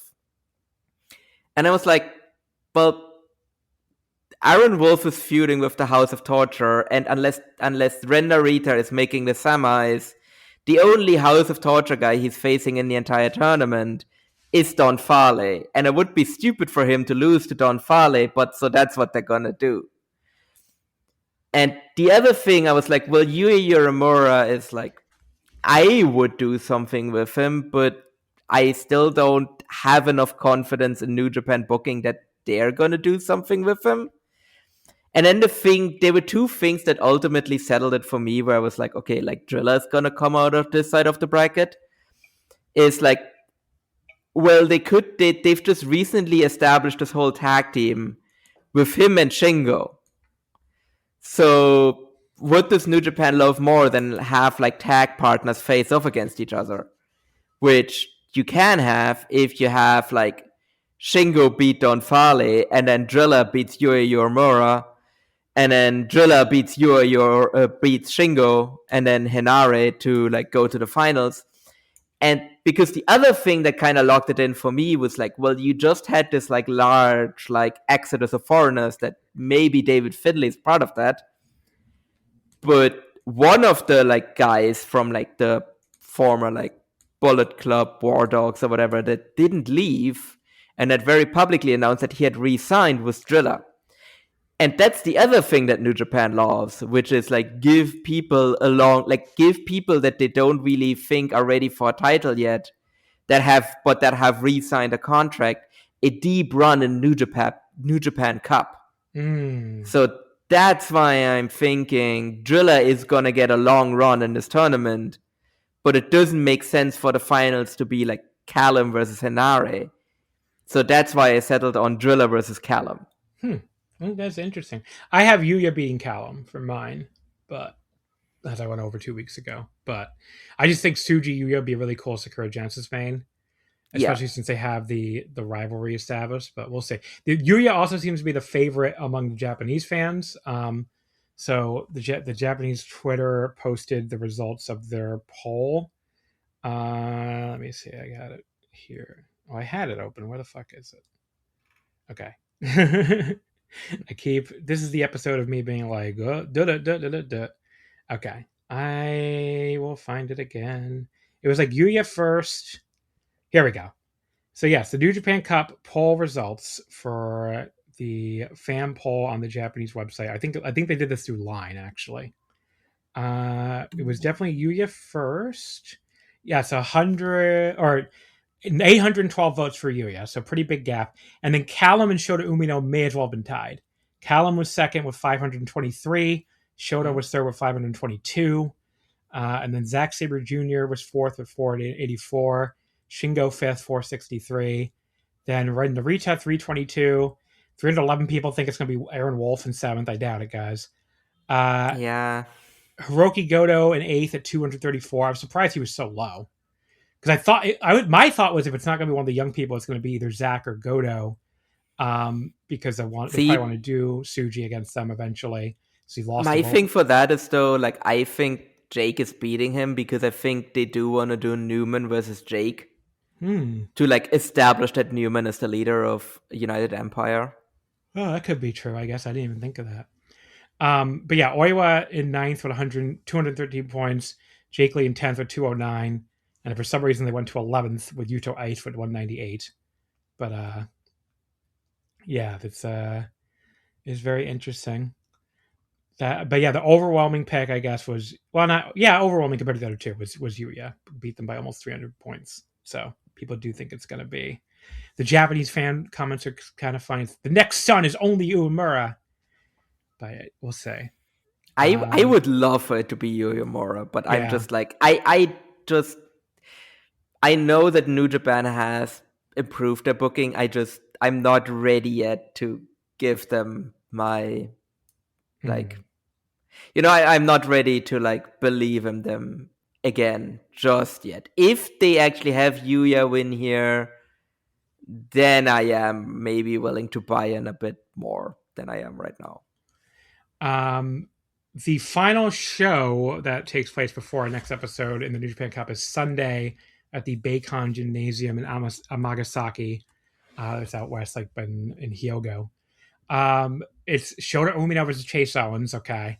But also Yuto Ice versus Ryohei Oiwa, which that match is so juicy that I'm like, why is this in some no-name building that's not going to react for it? This should be in fucking Korakuen. But what are you going to do? But yeah, all four of those shows we'll talk about on next week's episode. Probably not really the undercard tags, just the New Japan Cup matches. And I'll watch the whole anniversary show. I usually do watch all of that. So I think that's it, though, for New Japan for now. So we can move over to Stardom. They had a Korakuen Hall show on February 28th, this past Saturday. Did a massive crowd, 1,601 people, a total sellout. That's like a Noah-type crowd, at Korakuen. I know they beat this Noah Korakuen I'm going to talk about by like 200 people. Yeah. It started out with what ended up being a 5-on-4 handicap match. So originally supposed to just be a 10-person tag, but Fukigen was supposed to be on the hate team, and she had to miss the show. I think it was just illness.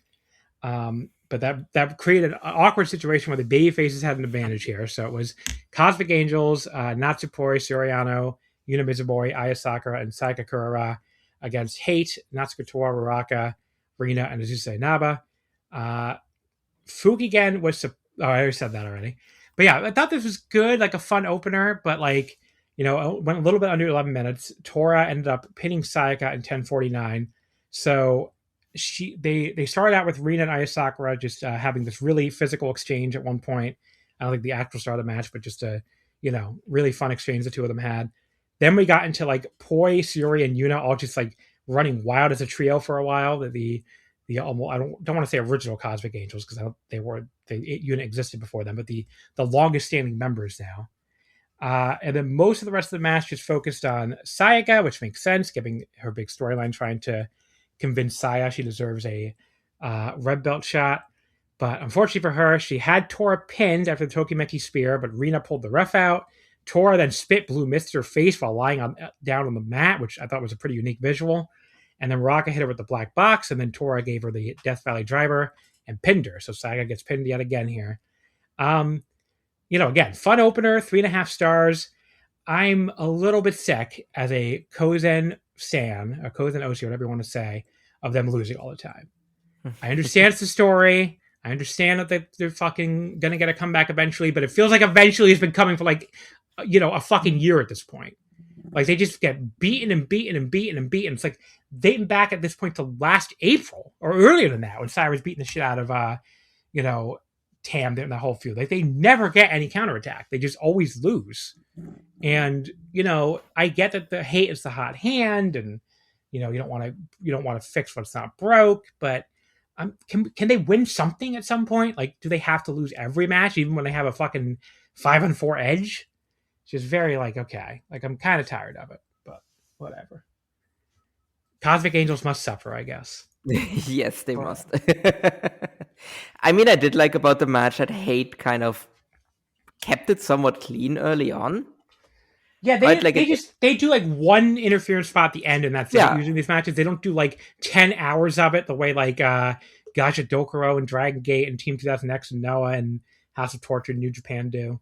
So yeah, no, because it very much felt like a Hate was based like, oh, we're like down one person, but we're still gonna like try and win the match legit. And then only when it was like, oh, we might lose this match, okay, fuck it, let's just cheat. I think, you know, like that's the thing where I'm like, I don't really mind cheating or interference if I actually have a feeling that you're actually just trying to win the match, and then you realize you cannot win the match without nefarious tactics, and that's when you resort to them. I think that's just so much more effective heel work, and I kind of got the feeling out of like that's what they were doing in this match. Yeah, because despite the fact that they were one person down, which is like, again, it actually would have been reasonable for them to start cheating from the start. Yeah, they book it like they book Hate like they're actually good wrestlers, and then they also cheat, so it makes sense that they're unbeatable. Whereas, like, obviously, some of these other units we talked about get booked like they're fucking jobbers, and then they just have to do nothing but interference to win. And then it becomes like, well, why can't you guys overcome this? These people clearly suck. Just get prepared for the cheating or work against it or something. Where it makes a little more sense. Actually have some friends at like ringside that can actually help you out. Or it makes more sense that they can't overcome Hate because Hate actually is super strong. So yeah. But I'm just like I said, I'm a little tired of it though. I want to see the Cosmic Angel. It's been going for a while. I want to see the Cosmic Angel counterattack at some point here. Like I feel like it's annoying me in a more of a Mark way than a smart way though, which if that makes sense. So that is a better thing. Like I'm annoyed, like, damn it, these heels, can't we ever beat them? Not like, damn it, these fucking promotions is so stupid. So it's two very different, two very different kinds of damn it's. So, a 3-way tag battle: Maki Ito and Kikyo Furusawa beat Maika and Zena and Tomoka Inaba and Kyoka Kotatsu, excuse me. Maika pin Kotatsu, or Maki Ito pin Kotatsu at 8:13 with the Ito clutch. First of all, Tomoka has blue hair now. What the fuck? I might have missed some house show or something where she debuted actually, but like, yeah, I was like, what? Where did blue Tomoka come from? I thought it looked good, but I also thought it made her look completely fucking different. Like one of those people where like she changed her look and like changed the aspect of her look and looks like a different person. So, Both of their teams kept joining forces against Ito and Kikyo, seemingly because they just find them annoying, which I thought was funny. They're just like, you know what, fuck Maki Ito. And Ito still was able to get the pin anyway with her wacky takedown into the Ito clutch. So kind of mostly wacky comedy, but I enjoyed it well enough for what it was. So Gentlewoman's 3. Yeah, I've been enjoying Maki Ito's run in Stardom so far. She's fun. She's fun there. Yeah, like they're also not over pushing her like right out of the gate either, right? Like it's not like she's like stepping up to like Saya Kamatani or something. Yeah, she's like a that. mid-carder. Yeah, exactly. But so like I think they're playing that perfectly, and yeah, no, I thought this was really fun. Just like, yeah, as you said, like everybody hates Maki Ito was really like the story of this match, and then her just kind of like figuring out a way how she can just like clutch out a win anyway. And then like Kikyo getting bullied like in the post match as well, and like Maki having to like be like, "Hey, stop bullying my tag partner." Like I thought, yeah, again, it was really really fun. Well, Kikyo kind of deserved it because she was like dancing all up in Micah's face. I'm like, that's not the woman to dance in the face of. I don't know what to tell you. Yes, but, she's one of these sterner wrestlers on this roster, that's for sure. Match number 3 was Saki Kashima, Rina Yamashita, and Itsuki Aoki beating Waka Tsukiyama, Rion, and Ane Kanaya. It was Saki pinning Ane in 6:53. Yamashita's backdrop, Aoki's flag splash, and then Saki pins her. So yes, first of all, I don't know what the backstory is for this. If there was one, I didn't really see one. But Aoki and Rina Yamashita come out dressed as Saki's like suit wearing security for some reason, and they like really played in the gimmick hard during the entrance. They kept pretending they had little earpieces in. They were telling the cameras guys to fucking back off and not stop. They're telling fans not to stop taking Saki's picture, and Saki just looking like that. This is right. This is how I should be treated. That was very funny. Then Barb tried to check Saki for the match, but the security guards wouldn't let him through. Was to check Saki. That was so fucking funny. And then Waka, Ane, and Rion got fed up, waiting for the two security guards, Rita and Aoki, to take their clothes off over their wrestling tights and just attack them. And the crowd started booing the shit out of them for that. And Ane especially was outraged about it. She was like, "How dare you boo me? I'm too cute to be booed." It was pretty much her whole very demeanor. It was very funny. But yes, the security guards beat up poor Ane and give her like the backdrop of the frog splash so Saki can just lean over and pin her with one knee. Very funny stuff here. Enjoyed it for what it was again, like a 3-star match again. But I'm going to miss Saki Kashima so much. We only have like a month and a half left with her. And I'm trying to treasure everything we get with her because she's one of the funniest comedy wrestlers of all time. I finally found out what that KMT Club t-shirt she always wears is. Obviously, it's a Bullet Club ripoff, but like it stands for like Kimi. Oh God, it was like Kimi something Otaku. I just had it. Let me say KMT Club. I found it off the. No, it's not that friggin'. That brings up the far right party that fought the communists in China. Oh, the Kuomintang. Kuomintang, yeah. Okay, KMT Club Saki Kashima meeting. Let's say. It's K-Mox. Maybe she's just a really big fan of Chiang Kai-shek. So no, it's K-Mot Club, not KMT. That's part of my problem here.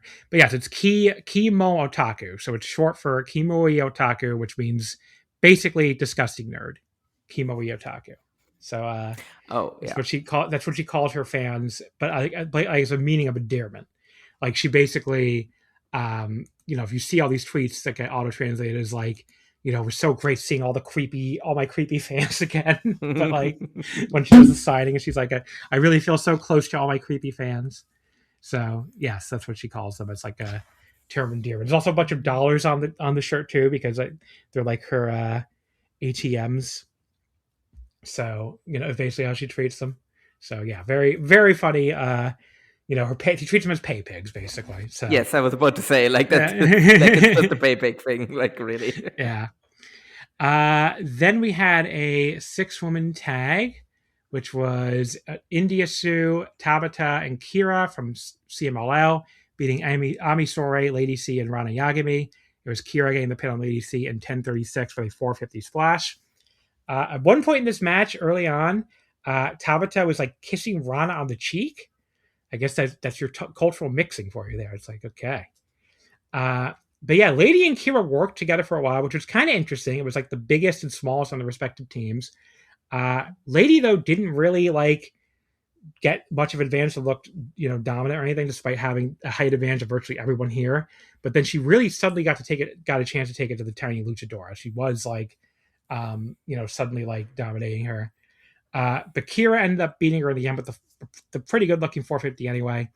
Another perfectly fine undercard match, a tad sloppy in places, but I did think Kira looked a little better than the other two CMLL girls that we've seen. So 3 stars. It was fine. Yeah, no, this was perfectly acceptable. To be quite honest, I don't really have much to say about this. Then we had I think what was either the best or the second best match. No, I think might have been the best, actually. It might have been slightly better than the main event. Fuwa-chan. It was the best for me, yeah. Yeah. Fuwa-chan and Hazuki against Sari and Takumi Aroha. Of course, or Spark Rush. It was Sari pitting Fuwa-chan in 12-21 with the double foot stomp. I believe that was Senka Axi at ringside. I can never pronounce her name. I'm sorry. Senka Akatsuki. She was at ringside holding the ropes open for Spark Rush. I was like, fuck, get her in a match. Like, what are we doing? Instead of just having her hold the ropes here. Like, she's so awesome. Like, I don't know. We need to get her a Stardom booking. That might be politically, like, I think it was probably already difficult enough to get Iroha this booking. So yeah. Fuwa-chan shook hands with both Sari and Takumi for the match, but Hazuki very nobly refused to do so. But yeah, then they basically just beat the fuck out of Fuwa-chan this match. Like, Sari slapped her across the face almost immediately. Takumi was just unloading on her with kicks. And the whole match was just one long, extended fucking ass-kicking of Fuwa-chan by Sari and Takumi Aroha.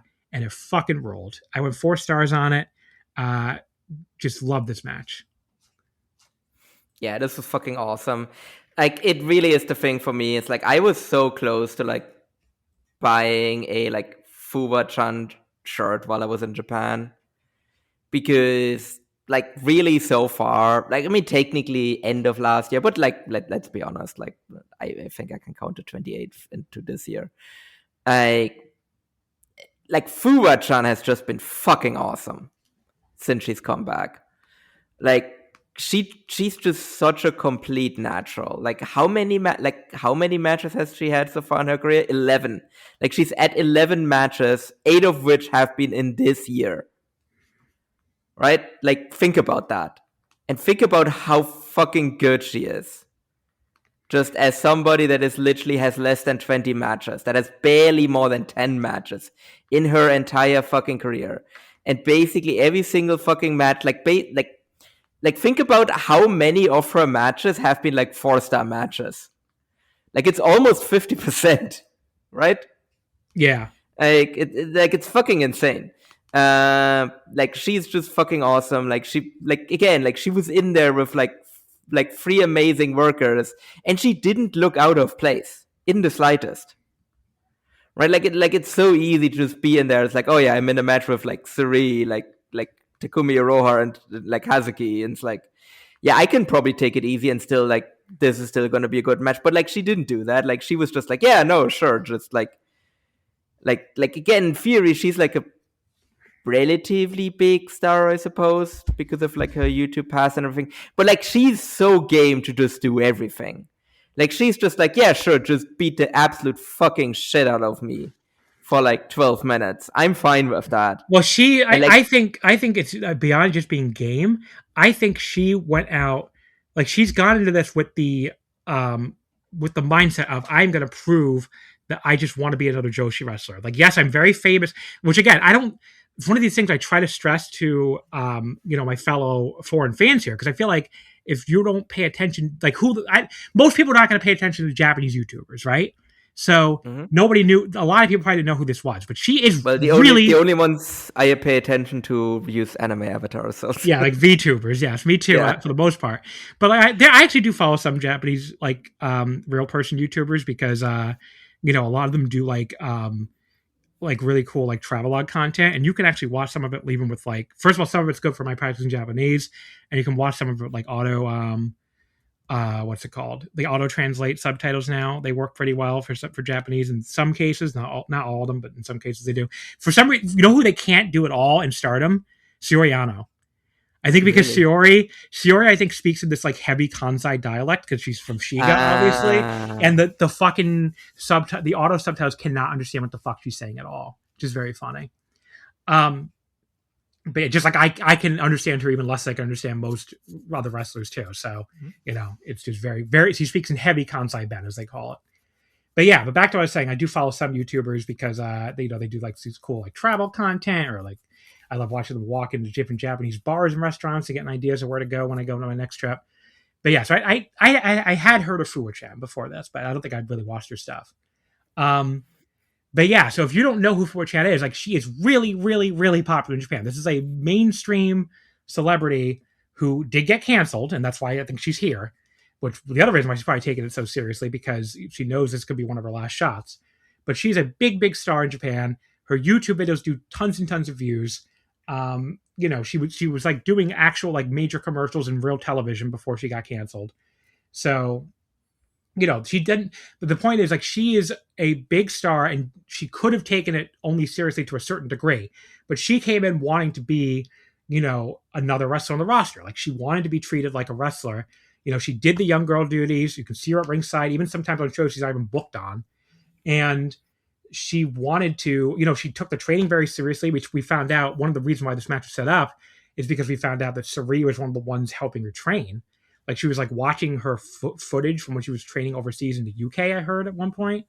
So, you know, she's doing all this training in secret, even in the UK and LA, besides her training in the Stardom dojo.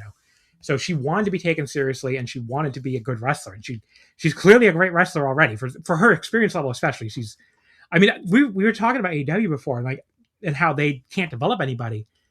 She's better like 9 matches in her career than Hook has ever been his entire career. Yeah. And there's tons of people like that on the AEW roster that basically started there or came there really early in their careers and have not developed at all. And this YouTuber is already a better wrestler than them.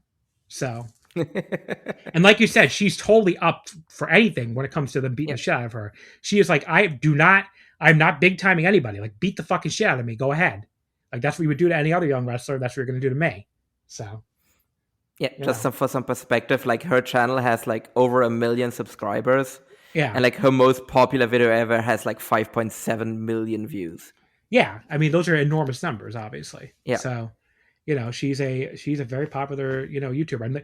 And she's one of these things that's drawing in a lot more female fans to the Stardom shows from what I've heard. I mean, because there's a lot of Fuwa-chan fangirls. You can find them on Twitter who are posting about going to their first wrestling shows. So, and they're finding other wrestlers they like too, which is cool. But yeah, if you see some people besides like the typical, you know, older men that typically go to Stardom shows. So a lot of those people are Marigold. I mean, well, anyway. Those are all at the Marigold. Yeah, we both went for the same joke. But yes, I mean, there's still plenty of older men there when I went. Yeah. No. But I mean, okay. Here's you know what I just did, John? What? I bought a DSLR camera.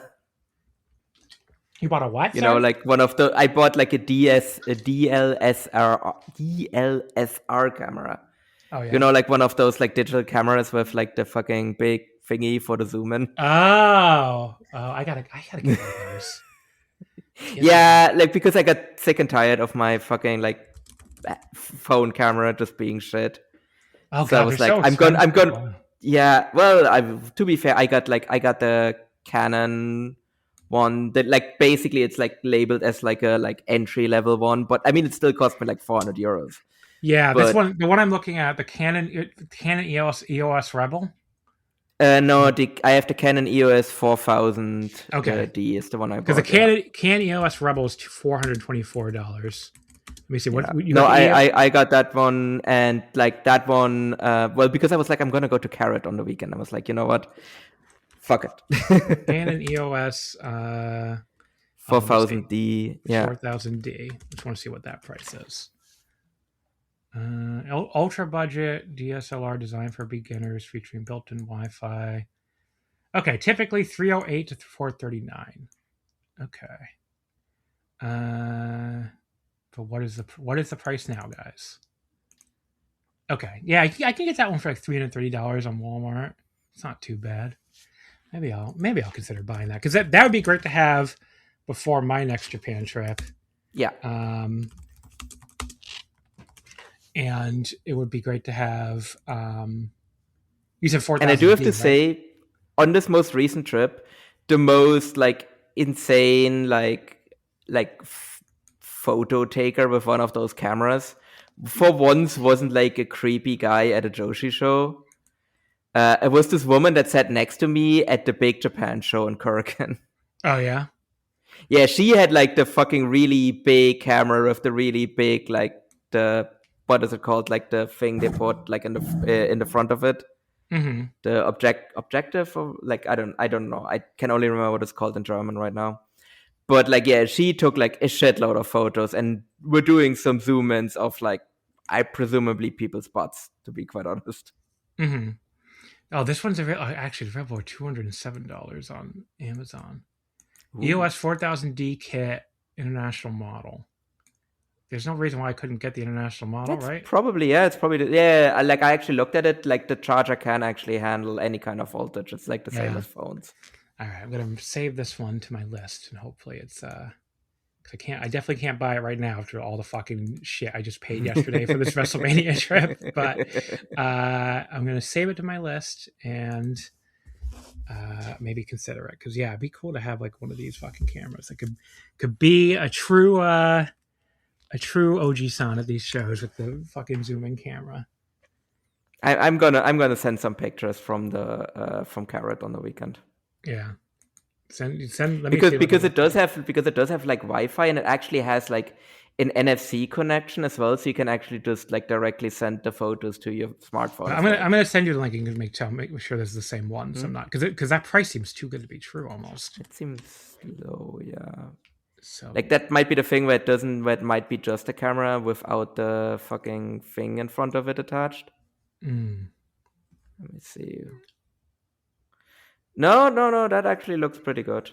Yeah, it's the same thing you got, right? Yeah, that's the same thing I got actually.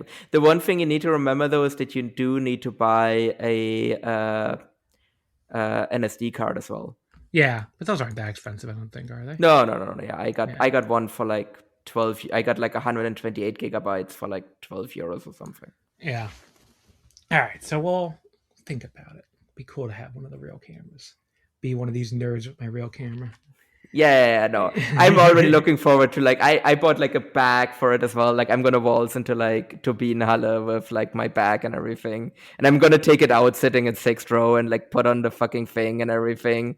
Yeah, I'm looking forward to being that nerd. We're in a different level now.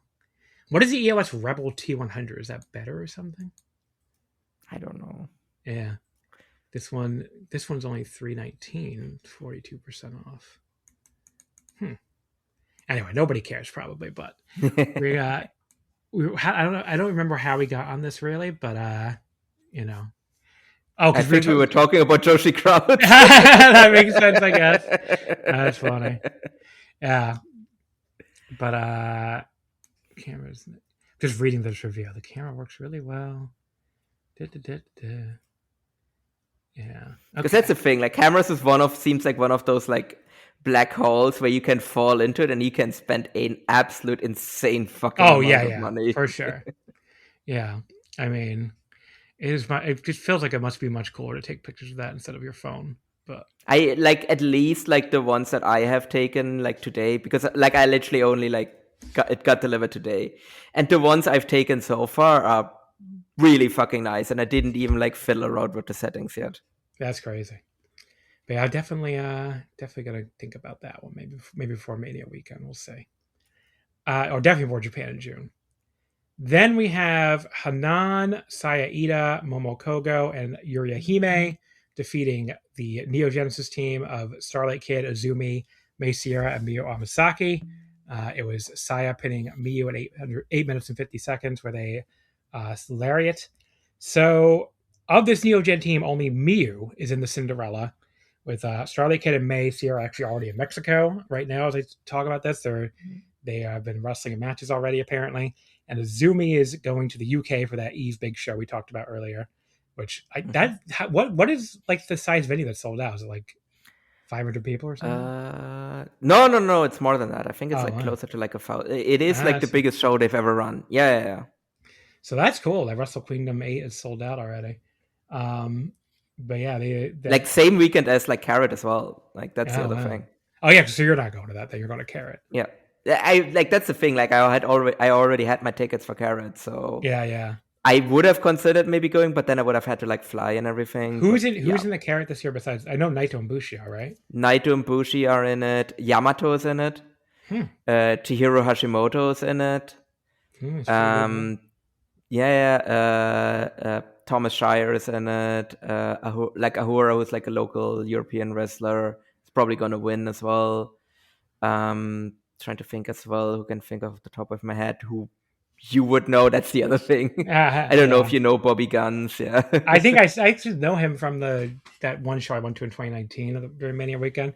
The only other Mania weekend I quote unquote been to, because it was literally in my city, so I went to a bunch of shows that year. But it's I was thinking about that. It's kind of crazy. I never flown for a Mania weekend before, but just never had any interest for some reason. Let me see. Oh, Eric Stevens is in it. Oh, that's interesting.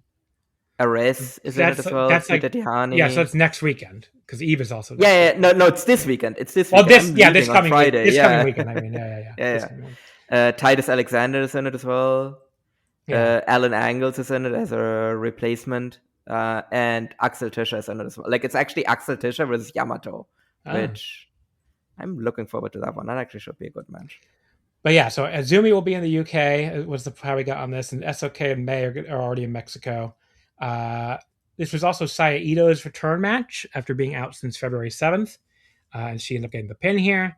I'm kind of sad that Miyu seems to have plateaued in her position in the company. Like she really hasn't done anything since losing the future title to Hina, and like I mean just and losing the artist titles too, because like I don't know, like her work looks a lot smoother to me lately, and it doesn't seem like they have any interest in pushing her right now, which is weird. Like I don't see her going anywhere in the Cinderella, so I don't know. I'd like to see Miyu get a little more of a push at some point. But this is okay. I tried to explain this because Joe Lanza, of course, the flagship host, he was like very critical of the quote unquote Joshi fans. I didn't listen to his audio, but I just heard about it. Apparently, he was very critical of the Joshi fans for hating, Thekla, and like, oh, the Stardom fans got it wrong. And it's like, well, first of all, Thekla in AEW, I'm sure when you're wrestling with the likes of Anna Jay and I don't know who the fuck else who else is in this fucking division, that the one who always hangs out with Kip Sabian, can't remember her name now. She sucks too. But the librarian? No, not the. What was she? I don't think she was a librarian, was she? Maybe she was. I don't fucking know. There's a lot of shitty wrestlers in that division, is my point. And a lot of the better ones don't even get used very often. So, I'm sure she fits in better there. She was always, I thought the Stardom fans could sometimes be a little harsh on her. Like, I didn't think she was as horrible as they said. I thought she was kind of like mediocre or just there. But when you're mediocre or just there, on a roster as stacked as the Stardom roster, where every single Stardom fan, has like eight to fucking 15 people that they are like, I wish this person got pushed more. I wish this person got pushed more. I wish this person got pushed more. Fucking Azumi still hasn't held the white belt somehow, despite being one of the best wrestlers in the world. May Sierra is like one of my favorite wrestlers in the world. She hasn't done anything besides the high speed title. I mean, there's a lot of people in this company who have not gotten a major position. And Thekla held the goddess titles. She was always involved in a major storyline, and it just felt like her push was not commensurate with her talent level in a company where the talent level is so fucking high. So, and again, the roster depth is so high too. So that's why I think Thekla got overhated. But before you turn it into, the Joshi fans hate the white girl. It's like, well, there's some of that in Japanese wrestling all the time, where some of the most hardcore Western fans tend to not like the foreigners. But when the foreigners are really good, it's not like Japanese wrestling fans just reflexively hate them. I mean, I almost never see anybody talk shit about Bozella, who's had, really awesome matches, since he came to Stardom. So, I don't know. So just kind of wanted to stick up for the Stardom fans there, because I thought that was kind of unfair. So yeah, from people like Miyu, who's a young wrestler with a great look, who's improved a lot in the ring in the past like 6 months, especially, is basically jobbing constantly and not just a lower mid carder. I mean, that's where this roster is. This roster is incredibly deep. So, any thoughts on this match? A 3-star match, I guess. It was fine. Very quick, pretty quick though. Not really, to be quite honest. Also, in the interest of time, I think I'm just gonna move on. Well, this is shaping up to be one of my shortest episodes ever. I might actually get it done in 3 hours. We still have like 2 Dragon Gate shows and the Noah show. That is true. But some of the Dragon Gate shows were kind of just there. That feels like a topic we're going to do in like 20 minutes at most. But Future of Stardom title match: Hanako defeating Akira Kuragane in 14:51 with the JP coaster. Makes her 3rd defense of the Future title. So Akira at one point took a bottle of water out of Waka's hand that she'd been trying to present to her ex-stablemate Hanako there, and like took a big gulp of it and spit it right in Hanako's face. That was fucking awesome. Like I love Akira, and Waka looked so outraged by this, but she couldn't do anything. I saw some people though they loved this match. I don't think I loved this match. I thought it was good. The problem with me is, I've talked about this before. I just find Hanako so boring. I just don't think she does anything interesting besides being larger than every. You know, she's obviously very large and she's much bigger than everybody. But I don't think she dominates people in a interesting way. And again, like I just talked about, in a promotion with 10 million wrestlers that I want to see pushed more, including 1 million young wrestlers who I'd love to see with this Future belt. Having Hanako as champion just feels like such a waste to me. And I feel like we probably have a while to go with this yet.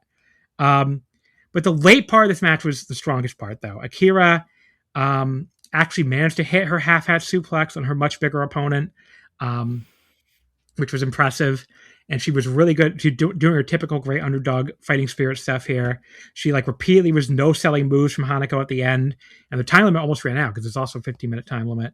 But Hanako was finally managed to get her to stay down and then hit the JP coaster for the pin just before the time expired, like 9 seconds left.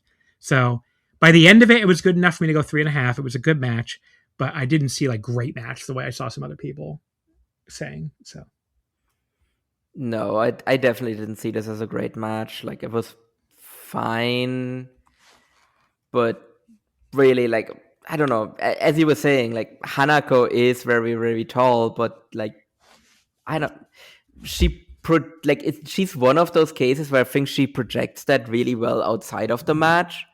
And I don't think she really does enough with it inside of the match. Like, I don't think her offense really like looks all that hard hitting. Like it just doesn't look impressive. Like it's like, and I think Akira is also like I get that that's kind of the gimmick of the belt, but like she looks very, very green. I don't think she really looked like she was like ready to like be like the semi-main of a Korakuen either. So yeah, I don't know. Like I was disappointed with this match. Like it wasn't bad, but I don't think it was very good either. Also, I think, isn't Hanako technically not eligible to hold this belt anymore? I think we might need like another investigation. Yeah, I forgot what the rules are. Let me see. Future of Stardom title rules. So I know there are like rules about like age and and like experience, and I think she the experience level requirement was changed from 2 years to less than 3 years of wrestling experience. You have to have 3. Okay. Which she has. In order to challenge the title, they must have been under 20 years old or have less than 2 years. Now it's less than 3 years. Okay, challenge. So I guess that technically means... Oh, yeah, when you lose it. Right. Yeah, she can no longer challenge for this belt once she loses it. Yeah, right. So once she loses it, she can no longer challenge for it. That's right, because it needs to be less than 3 years.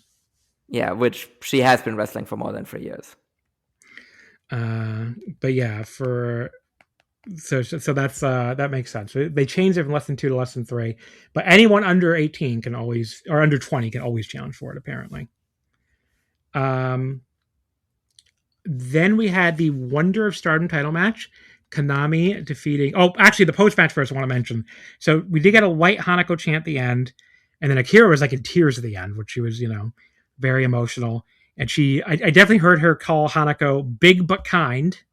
She was like, "Oki demo yasashi," and she was like tearing up, like crying about it. I believe she also said something about the belt like shining with Hanako now, and it makes her want to fight for it again even more. I think that was kind of the gist of it. That was getting to the part where I didn't feel quite as I definitely heard Kira, which is definitely shine. But yeah, Hanako said she wants to win Cinderella as future champion, which, of course she does. What else is she going to say? I don't think she's going to do that, though. Then we got the Wonder of Stardom title match, which was Konami defeating Hina in 1838 with the final Lancer. But yeah, there was at the start of the match, I noted, I was like, okay, God's Eye has about 7,000 members out there to hold the ropes open for Hina. So I hope somebody are ready to help her when Hate tries to interfere. But then I don't think we got any interference in this match. So it wasn't a problem at all, actually. Yeah. But yeah, so Konami was going right after Hina's arm pretty early. She did sell it super well. I was convinced that Hate was going to pull the ref out of the ring when Hina hit the bad splash. So I was very surprised when Konami just kicked out instead. She also kicked out the modified jackhammer from Hina. And then Konami just starts kicking the fuck out of Hina later on. She survives the Gato clutch, which I thought the transition to that looked a little clunky. I wish that setup of Hina dodging the punt and just getting it, the Gato clutch had been a little cleaner, but the actual near fall was super close, so that was cool. But then Konami gets the punt for real, just punts the fuck out of her too, and submits her with the final Lancer. A cleanest win anyone Hate has had in a while. No interference at all needed. But yeah, I thought it was a great match, 4 stars. At the same time, a little disappointing. The rare 4-star disappointing matches because the run Konami's been on, and Hina has been really good too. So I was expecting a little more maybe, but it was still an awesome match, still 4 stars. So. Oh yeah, to me this was the second best match on the show. I think pretty easily as well. Very, very good match. I do have to say, I don't know, this sounds kind of weird that it was hurt. I don't know if the right thing for me to say that it was hurt by there being no interference. Because I was expecting it, and so I wasn't into certain portions of the match as much as I could have been. Because I was basically waiting for the bullshit to happen, and the bullshit never happened. Mm-hmm. Which, on paper, is a positive, right? But again, like I said, I also didn't buy into some of the near falls because basically I was like, oh, there has to be the bullshit that has to come eventually. And that's why I maybe didn't bite as much on some near falls as I maybe could have had, essentially. I think, do I make sense? I'm not sure. No, I get what you're saying. Yeah, so it was still a great match, regardless of everything. It was just I don't know, I think maybe that one was one of the ones where it was a little, I could have maybe gone a little higher. I still went 4 stars on it. But I could have maybe gone a little bit higher if there wasn't the whole overarching hate storyline that was kind of basically hovering over it, essentially. And then I guess maybe elements of that actually not even factoring into the match, but the fact that it didn't factor into the match kind of hurt my enjoyment of certain aspects of the match. Still a great match. I think I'm saying a lot of negative things about a match I really liked, but just I think I could have gone higher if circumstances had been different. Yeah, no, I totally get it. But yeah, I mean, another good star in Korakuen. I mean, yeah. Oh yeah, no.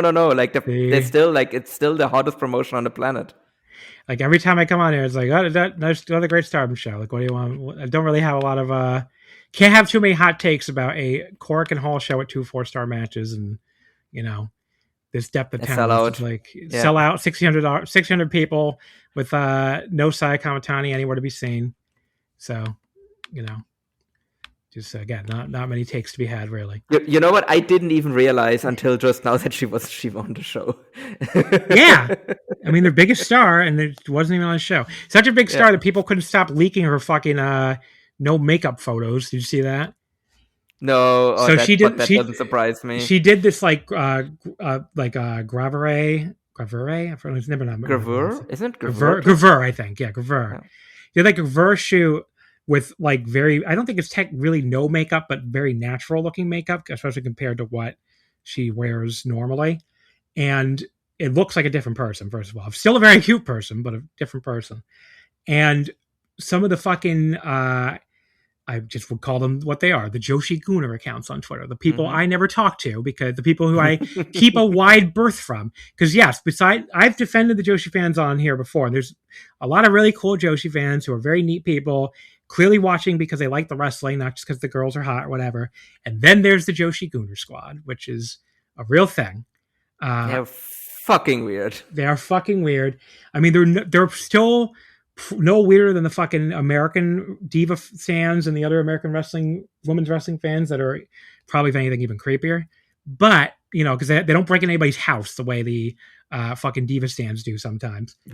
But Asuka's not telling Japanese fans or even Western Joshi fans to stop stalking her on Twitter and stop asking her out. That's WWE stands doing that. But anyway.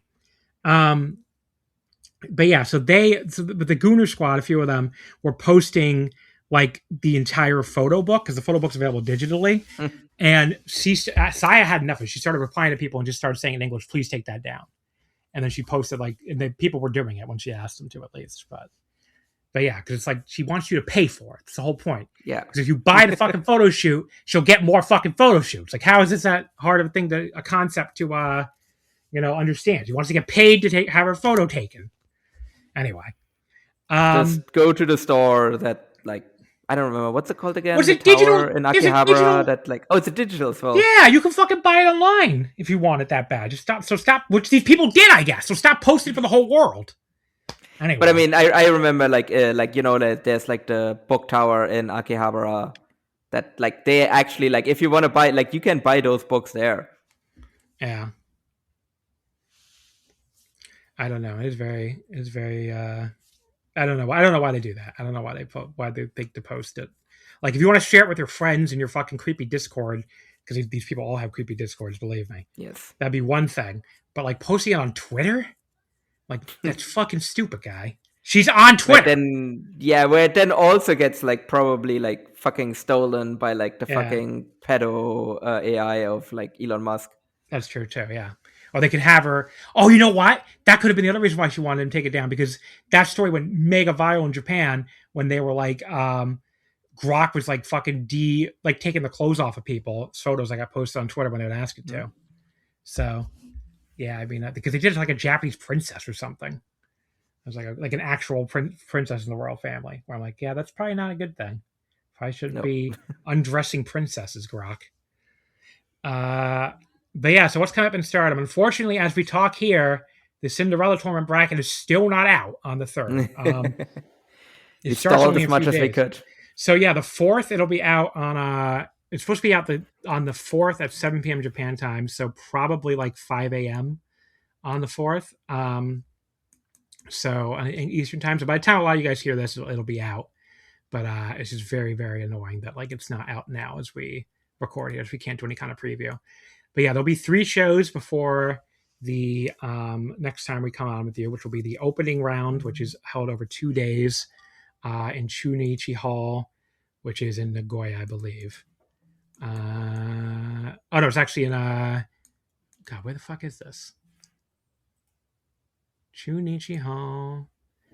It is in Nagoya. Okay, see, I need to believe in myself a little more. Chunichi Hall in Nagoya on Friday and Saturday. And then Sunday, the second round's in Korakuen Hall back in Tokyo. It's also where the quarterfinals are the following Wednesday, but we'll be on here before that. So, yeah, that's what's coming up in Stardom. I wish I could preview it, but I can't because the brackets of the cards are not out yet. So, that's the one thing I wish Stardom would get better at, is releasing these fucking cards a lot faster, because they wait until the last fucking minute a lot of the times, and it's very annoying. Can't you think of the podcasters here? They refuse to think of the podcast. Which is the thing that is really important. Exactly. Next up, we have the Noah March 1st Korakuen. So we're going over to Pro Wrestling Noah now, which I feel like I've buried the shit out of Noah on this show in the last few times we talked about it. this show was finally pretty good. Like they finally had a decent little Korakuen. It's nothing that blew me away or anything, but it's definitely a lot more enjoyable than the last couple Korakuens. So happy to be able to come on here and not be negative about Noah for a change. Recently, anyway. This show did a crowd of 1,396, down a little bit from some of the crowds they've been doing, but still obviously still very good. It opened with Amakusa and Black Menso-Ray defeating Eita and Katsumi Inibata. It was Menso-Ray beating Inibata and with the Passionate Ground Cobra in 7:44. I wanted to mention, so last week when I talked about Thunder Masami joining DDT, somehow I completely fucking spaced and forgot that him and Inabata are brothers. Yes. So they're brothers. They're like Inabata is the older brother. So that's why they kind of look alike. That's why they have the similar names. The Fire and Thunder. That's probably why I didn't think of them being brothers, because they never had the same like last name in DDT, because they just used their first name in the Fire and the Thunder thing. But yeah, they are brothers, and it's interesting they chose to go to two separate promotions, even though they're both Cyber Agent or Cyber Fight, obviously.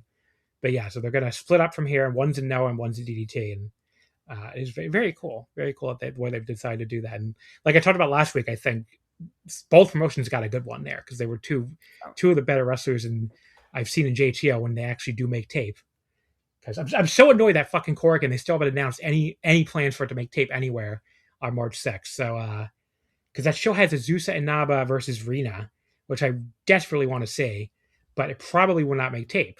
Because the show on the 28th I went to, which had an awesome Azusa Inaba and Mirai match, Mirai won the JTO Girls title from Inaba. That still never made tape anywhere, as far as I know. It's not on their YouTube, and I don't think they don't really air anywhere else. So, very annoying. Anyway, like, tape your fucking shows, Taka. What are you doing? But yeah, this match, fun opener. There was an enormous reaction for Black Menso-Ray getting his dive to the floor. The crowd is so into the story of him as like the lovable loser. Inahara rolled him up right after it and nearly pinned him as soon as he got in the back of the ring. No, that was funny. But yeah, Menso-Ray ends up the one who gets the pin though. 3 1/4. I enjoyed this. Yeah, no, this was really good. The thing with Black Menso-Ray, right, like, is people just keep forgetting that he is actually a really, really, really good worker.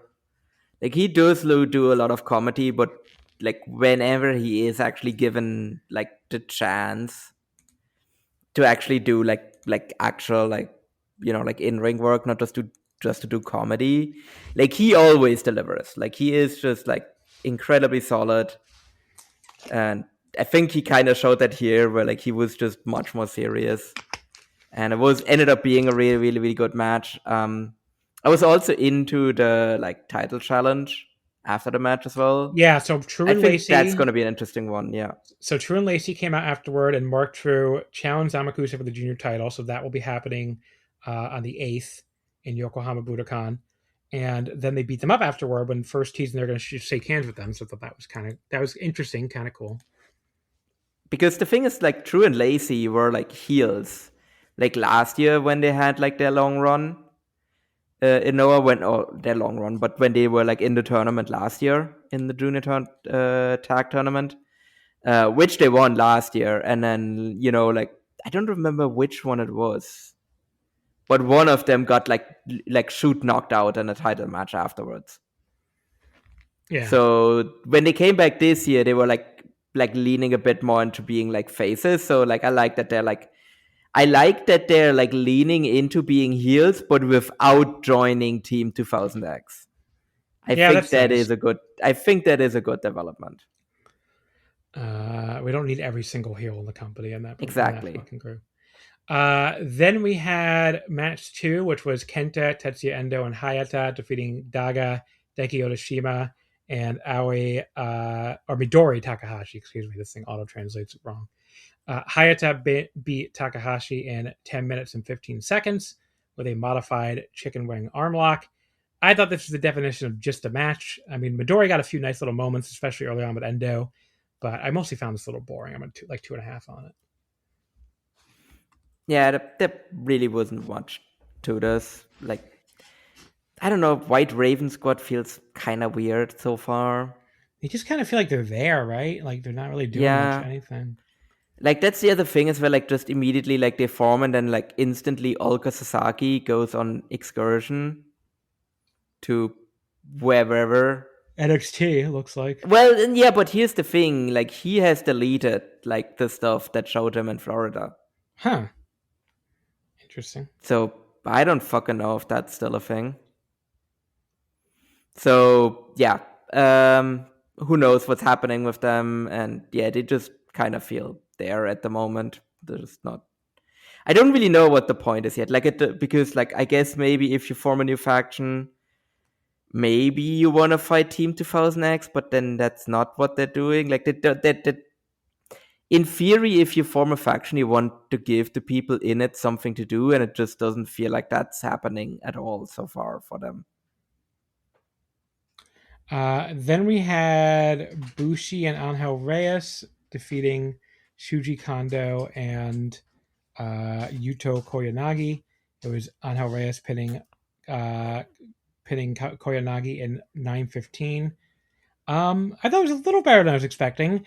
Like, Angel Reyes looked very nervous, but I thought he mostly did okay. I didn't think he did like bad or anything. Yuto being pretty good especially for his experience level helped. But I liked his little spinning ace crusher net breaker thing. They called it a suplex cutter on the Noah website. That looked impressive. So yeah, 3 stars. That was fine. Mm-hmm. Unfortunately, Yuto might have got his bell rung though. Yeah, but I think with Angel, of course he looked nervous like that. It's a, observation. Like a big thing for him. No. I agree with you. I fully agree with you. Yeah. It's just that I saw some people like criticize him for that, but it's like, well, fucking duh. Like, this is like literally like the biggest match of his fucking career so far. Like, of course, like he's like still like a young guy he doesn't even have that much experience. Of course, he's gonna be nervous here, and I think he's still he looked nervous in the beginning, but I feel like he got more comfortable as the match went on, and I think like by the end of it, he looked fairly comfortable. So like, I think he has talent. I can see why they put him in LTJ. And yeah, I think he's definitely going to benefit from this in the long run, like getting more seasoning and everything. And he has good size too. Like, I think really, like, if he develops, I think he can develop into like a really great wrestler in the long run. Yeah, he's definitely the most impressive of their youngsters so far. Yeah. Then we had an 8-man tag: Team 2000X, Ozawa, Masa Kitamiya, Tadasuke, and Ju Masuoka, defeating the Team Noah, which was Atsushi Kotoge, Mohamed Yone, Hiroki, and Hajime Ohara. It was Ozawa pinning Hajime Ohara in 10:33 with the Swan Dive Moonsault. Pretty typical Team 2000X multi-man stuff here. Maybe a bit less bullshit until the inevitable ref bump towards the finish. It was all right, 2 3/4. Yeah, no, this very much just kind of existed. Yeah, I mean, Team 2000X and Ozawa also feel kind of like in a bit of like a holding pattern right now. In a way, like it's like they have been teasing a little bit, like him versus Naito, but I guess they're not really gonna kick that off until after this whole like Kondo and Soya challenging Naito and Bushi thing.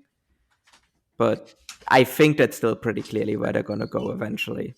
Yeah. Because, I mean, it's a big money match. Like, obviously, you're going to go for that.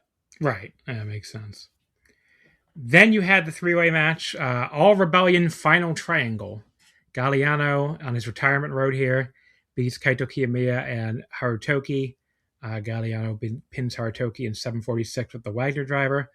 I bet nobody on the Noah roster will miss catching Galliano's Tope Con Helos.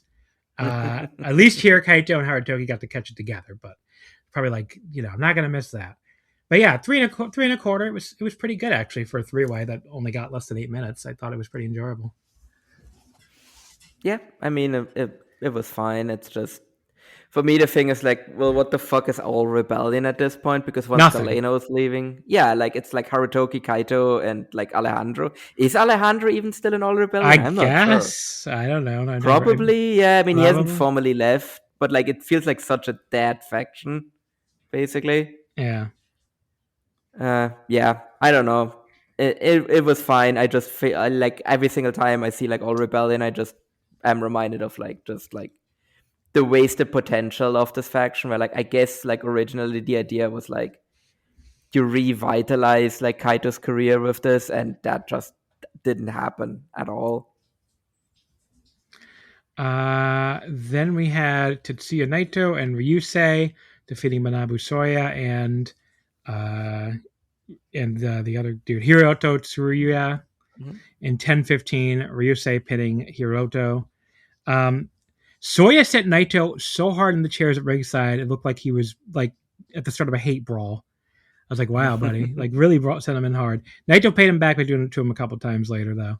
But yeah, Ryusei tapped out Tsuruya. It was all right, just another 2 3/4. But hey, Naito didn't have any major botches, so that's good. Yeah. I think he probably barely wrestled, but...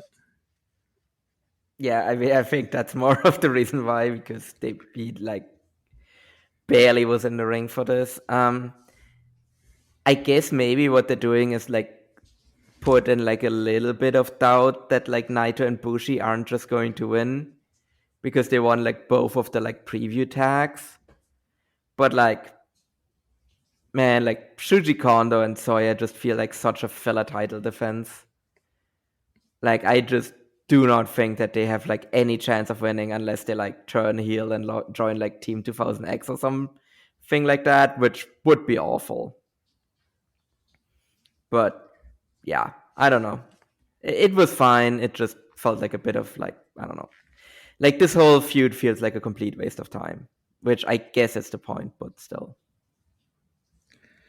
Then we had a 6-man tag team match, which was Yoshiki Inamura, Mark True, and Kieran Lacey. I don't want to say True Lacey. Mark True and Kieran Lacey losing to Kano, Naomichi Marufuji, and Shuhei Taniguchi. Kano pinned Lacey in 10 minutes and 19 seconds. Match did start a little slow, but we got a very hard-hitting showdown between Inamura and Kano. This was great stuff. The two of them were just beating the fuck out of each other. Definitely a good sign for the title match next week.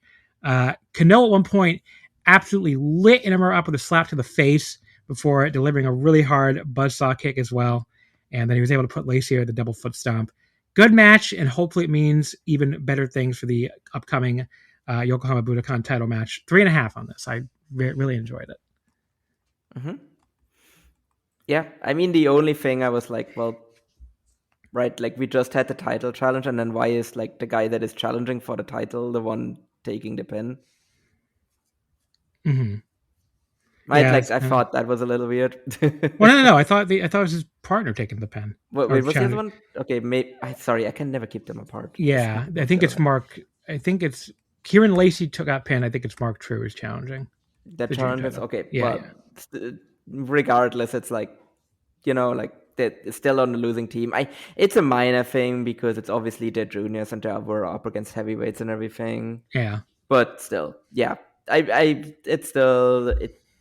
am looking forward to Kano versus Yoshiki Inamura though, and I think it is about time to end the Inamura reign as well. Like, I hope they don't do anything stupid like putting Kano on Team 2000X or something like that. I think Kano should just beat Inamura, and then, like, again, like, you can do that, right? Then he has like a short title reign because Kano can just never have a long title reign, and then he loses the belt to like Naito, and then you do Naito versus Ozawa after that. So I that's basically where I see this going. You know what? Actually, maybe now I've talked myself into Soya and Kondo winning just so that like Naito is freed up. But then, I don't know, you can have Naito hold both the tag titles and the world title. Mm-hmm. I think that's fine. Main event, the Noah Junior Tag League Final. Dragon Bane and Alejandro defeating Alpha Wolf and Kai Fujimura. Alejandro pinning his brother Kai in 2056 with the zero gravity. I thought, okay, it's a weird match. There's a lot of it that I thought was awesome, but then there was also obviously still too much Team 2000X bullshit. And on top of that, Kai Fujimura just will not stop with this look how crazy and evil and crazy shit that he does. Like, I cannot fucking stand it. Like, can you fucking stop, like, mugging at the camera for half a second? Like, he has to, every time a camera's near him, he has to, like, look at it and be like, look how crazy I am. Oh, my eyes are unhinged. Like, can you just fucking wrestle, buddy? Like, stop it. Like, I don't know if he's been watching too much American wrestling or something and has decided this is the way to go. But it's just horrible shit that I'm not used to seeing in my Japanese wrestling. So, It drives me fucking crazy. I've complained about it pretty much every time, but I mean, they're in the main event here, so like, what do you want me to do? I have to complain about it again. I mean, the positive side, the big comeback for Bane and Alejandro was just as fast paced and thrilling as you'd hope. They were getting beat up early on, especially with a crowd brawling in the first 5 minutes, but their big comeback was great, and they did this enormous double dive to the floor that was awesome. But then we got the ref pulled out, and the team does next run in. But after they got hung by Kai yet again, they came back. They had another great comeback and a great finishing stretch and won the match. I can't get to 4 stars with the nonsense. So it's 3 3/4 for me. Still very good match. Still not one I regret watching, but like Kai, buddy, please just like dial it down to like a fucking, can you dial it down to like an 8 or something at least? Like just bring it down a little bit and I can fucking deal with it. Cause right now it's just too much. Yeah. I have to say, I think Dragon Bane has adapted relatively well to being a heel. You mean Alpha Wolf? Sorry, yeah, Alpha Wolf. Sorry. Yeah, I meant, Alpha Wolf has adapted pretty well to like being a heel. I don't think Kai Fujimura has at all. Like he's the one. The understatement of the century. Like it's like I'm really baffled why they did it. Like, yeah, because Alpha Wolf is like Alpha Wolf exactly what Kai should be, because he has his mannerisms. He does his little ikadakimasu, but the thing you say before you eat, and then biting the guy, which always gets over when he does it. But then he just fucking wrestles for the rest of the match. Like he doesn't feel that his heel character does not overpower his wrestling most of the time. It kind of did during the match where he turned, but like it doesn't overpower his wrestling to such a fucking degree that he can't do anything else, which it does for Kai. So. Yeah. Especially because Kai had like such a great like underdog like run in like the junior league that they had like late last year, right? He had like a great, he had like the great final with Hiromu and everything. Mm-hmm. And then I don't know, like Noah coming out of that is like, what should we do with this guy that is like great as an underdog babyface? We should turn him heel. And it's like he just does not know how to work as a heel in the slightest. Like so far, it's like a complete failure. Maybe given time, he'll adjust to it better. But like, I don't know. So far, it's just shit. But otherwise, I thought the match itself was fine, though. Again, a bit too much bullshit, as you said.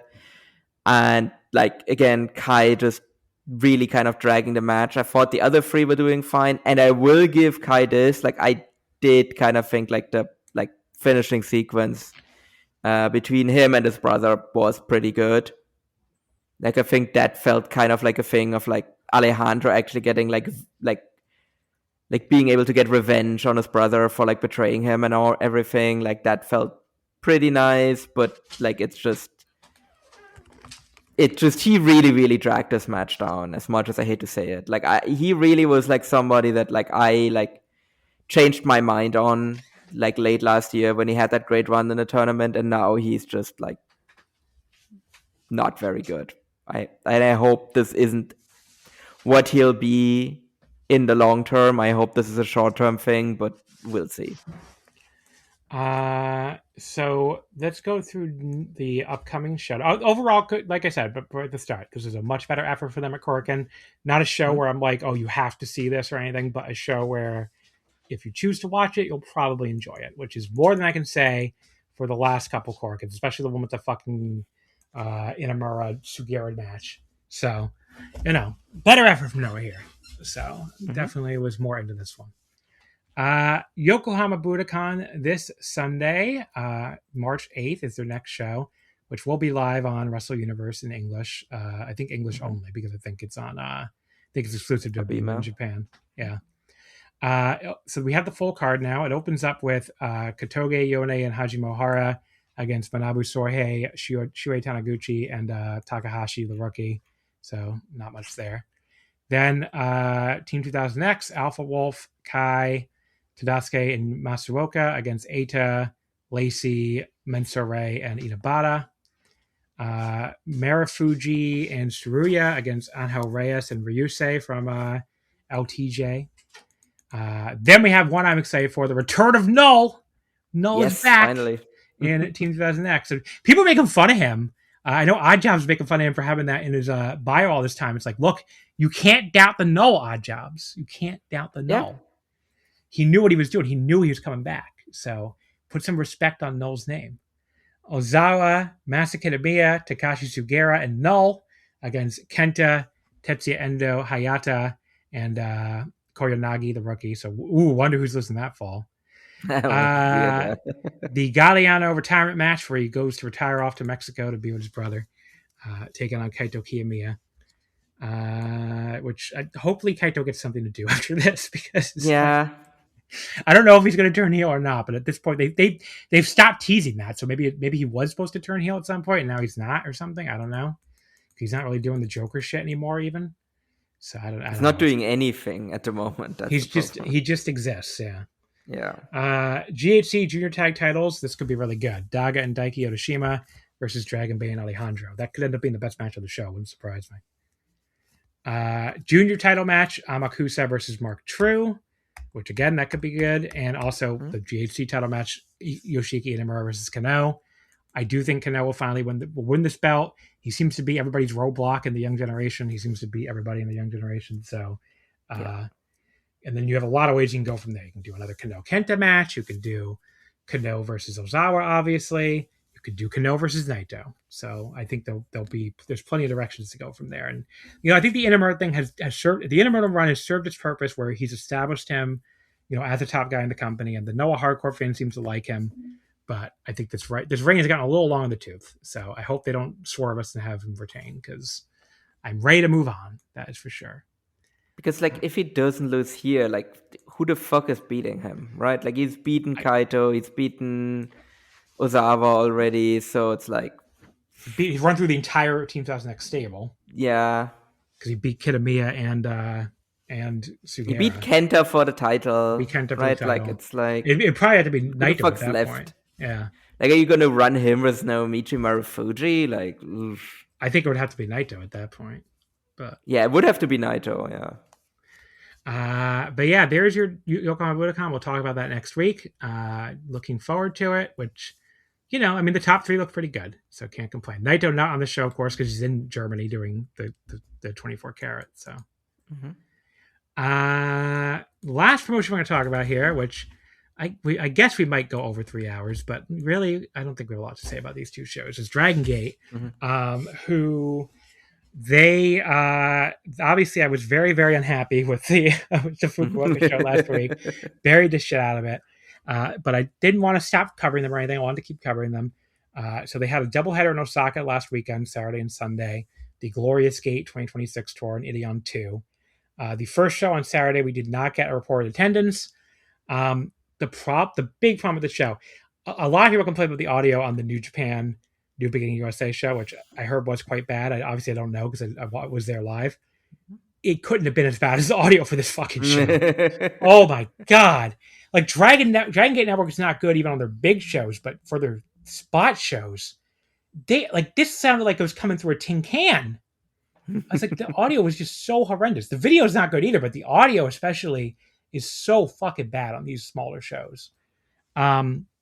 Before the start of the show, we got the draws for the 3-on-3 three-match series between Saipatra and Gaja Dokuro before the show. I don't know why Shimizu was yelling at Shun for some reason. They weren't paired off. But we'll get the pairings were Shun and Madoka Kikuta, Big Boss Shimizu and El Cielo, and Kota Minoura and Homare were the pairs that were drawn. So we'll get to all three of those matches later. I just reviewed them as separate matches. So, the opener was Strong Machine J, KZ, and Aki, defeating Yuki Yoshioka, Dragon Dia, and Ryoya Tanaka. That was interesting that they just had D-Courage lose again after obviously Yoshioka lost the title challenge. You saw the Fukuoka show, right? Yeah, I saw the Fukuoka show. It was awful. It was awful. Now I know you're usually like a Yuki Yoshioka skeptic, like I am, but I thought they did such a pretty good job rebuilding him for Fukuoka. I don't know if you agreed. And then I was stunned when they just had him not win. Oh yeah, no. My take was basically I don't like Yuki Yoshioka, but they're very clearly building him up to win the title in this, and then the fact that they didn't do it was just baffling. Because the other thing is like Madoka Kikuta is about to be in the like Champion Carnival. Like him being the like Dreamgate champion just makes that so much more complicated in terms of like, you know, like what losses he can take than if he had just lost to like Yuki Yoshioka here and he's just kind of like a guy in the tournament. Like now it actually becomes like because my like spicy thing that I said on like the last Emerald FlowShow episode was like, I think Kikuta has like a chance to win the Champion Carnival or like even win like the Triple Crown, but like that's not gonna happen while he holds the Dream Gate. So like all of those ideas are like completely out the window now as well. So like I don't know. I think it just makes the carnival like it makes like the carnival a less interesting tournament. The fact that like Kikuta is champion because that means he's not going to win it, but he also can take a lot of falls. So it's just a completely weird decision. Why, like it just made so much sense for like Kikuta to lose the title here, and the fact that he just didn't is just. I don't get it. I don't know what they're doing. Like, it's a fucking weird. Like, you know what? Is Dragon Gate the worst book, like, men's promotion in Japan right now? Of, like, a decent size. It might be, right? Because I'm trying to think who would be worse. Like, I don't really like a lot of, like, the stuff that Noah's doing with Team 2000X, but, like, there's, like, some logic there in the booking that they're doing. Yeah. I genuinely don't know what the fuck Dragon Gate is doing right now. Mm-hmm. So I don't know. It's like I don't know. I kind of feel back and forth about it, right? Like I think it's there's some stuff they've done that's been okay, but like in general, I do think the booking is very bad. I'm trying to think. All Japan's booking is nothing great either, and Noah's booking is kind of but I do think Dragon Gate's probably worse than both of those. Yeah, because that's the thing. Like with both, like Dragon Gate is just kind of like Dragon Gate. All Japan is just kind of like pretty milquetoast. Yeah, I think it's like right. I wouldn't call it bad. It's just unexciting for the most part. Whereas like in Dragon Gate's case, like I think some of the booking is just actively bad. Yeah, totally. But yeah, so it's it's an interesting one, that is for sure. But I don't know. It's an interesting time for the promotion, what I meant to say. But like at the same time, it's just like I don't know where anything is going. Like who is beating Kikuta? He's gone, like we talked about last week, he's gone through all the young wrestlers he called out originally, except Kota Minoura, who's in his stable and also sucks. Yeah. So are we building to a Kota Minoura face turn and Dreamgate run? Because that sounds horrifying if that's what we're building towards. So I mean, as a worse option, it's like it's strong. I've seen some Dragon Gate fans talk up Strong Machine J, which I generally feel like would be a worse option than Kota Minoura. I don't know. Like Strong Machine J is just like an absolute fucking nothing. Yeah, he's like a guy the most mid-card wrestler to have ever existed. Yeah, the fact that they present him as the leader of Natural Violence, which he isn't. Like I get that he's the fucking leader on the paper, but it's so obviously still Casey. Like yeah, it's not even Casey funny. is way better wrestler still than Strong Machine J too. Yeah, so very weird. I mean, like I don't know. It's like they have young wrestlers that I like, and they refuse to push any of them. Because like I turned a corner on Yoshioka even, and I thought, and they had him lose the title challenge. I love Tanaka. He's stuck in this Brave Gate run, and they don't seem any hurry to move him up. Mm-hmm. I like Mochizuki Jr. a lot. He's doing fucking nothing. Homari is basically doing nothing. It's just very weird. Like all their best young wrestlers seem to be doing nothing right now. Like in theory, Ishin and Kato, who I like quite a bit, are stuck in like the most boring heel stable since fucking Anti-Az. And it's like I don't know. Instead, we get endless Kikuta. I think it's been so boring as a heel, and I don't know. I didn't want to try as a Dragon Gate bash zone again, but it's just their booking is very weird right now. Dragon Dia is really good too. They don't ever do anything with him. Dragon Dia is just stuck in like opening match. Fucking like he's 27. Yeah, I don't know. Very weird. Very weird. He should never. I get that he's handsome. He never should have lost that mask. I think that was a fucking dog shit decision. Yeah, I'll fucking stand by that. So the opener, like I said, Strong J, KZ, and Aki beat Yoshioka, Daya, and Tanaka. Strong J beat Daya in 7:38. Standard Dragon Gate House Show opener stuff here. Perfectly fine wrestling. Nothing really stood out besides some pretty good triple team stuff from the Natural Vibes. 3 stars. It was fine. Yeah, no, it was perfectly acceptable match. But again, as I just talked about, where it's like, for some reason I really noticed it in this one because I had it on my mind that people were throwing around like Strong Machine J as like a title challenger, and I just watched him in this match, and I was just like, he's perfectly acceptable, but he also doesn't stand out in any way, shape, or form. Next we had Yosuke Santa Maria, who's way more of a marvelous wrestler than Dragon Gate wrestler at this point in her career. She appears there because apparently, what's her name? Chigusa Nagao thinks she's like the funniest wrestler of all time. So that's why she appears there way more. Not necessarily wrong. I mean, maybe of all time, but like it is definitely funny. But last year she's part-time in general now because she didn't appear anywhere in 2023. And then 24, she made only 7 appearances in Dragon Gate. 25, she made 17 appearances in Marvelous and only 7 appearances in Dragon Gate. So just very much part-time. So just this match was her first appearance in Dragon Gate of the year, when meanwhile she's already appeared in Marvelous 5 times. So but yeah, it was the Open Iwari Gate.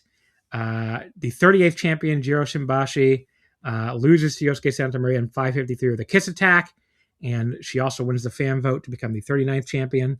The finish was funny because Yosuke took the fucking case or whatever, the briefcase that Jiro brings out with him right to the head, but she stumbled right into a kiss anyway and then fell on top of him with a pin. That was funny. I find Jiro to be repetitive even by Japanese comedy standards, though. It's like, yeah, the phone's gonna ring, we got it.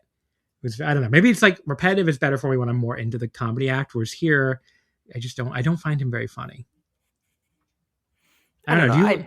I like him, yeah. I mean, maybe it just hasn't gone on for long enough yet for it to really bother me yet. But it doesn't bother me either. I wouldn't say that. It's just I don't find him. I think I don't know. The jokes got older for me than I thought they would. Faster than I thought they would, I guess. So, but the finish was funny though.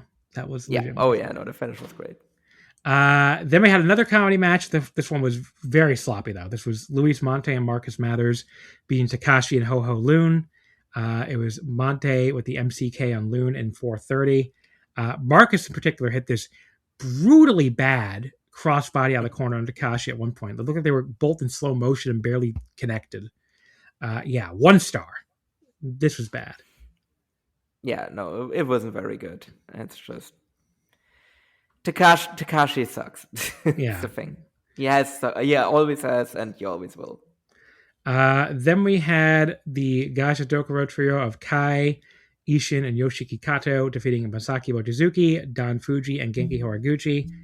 Kato hit the Kadea Luna on Genki at 8 minutes and 11 seconds. A match that existed. 2.5. Definition of average here.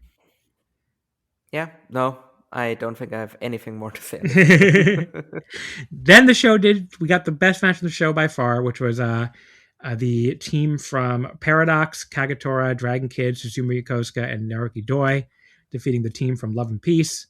Or no, they lost. No, they did beat them. They beat the team from Love and Peace. Because they had the rookie with them too. So yeah, Love and Peace is Hyo, Benkei, Jackie Kame, and Mochizuki Jr., and then also the rookie Kazuma Kimura. And it was Kagetora pitting Kimura in 10:02.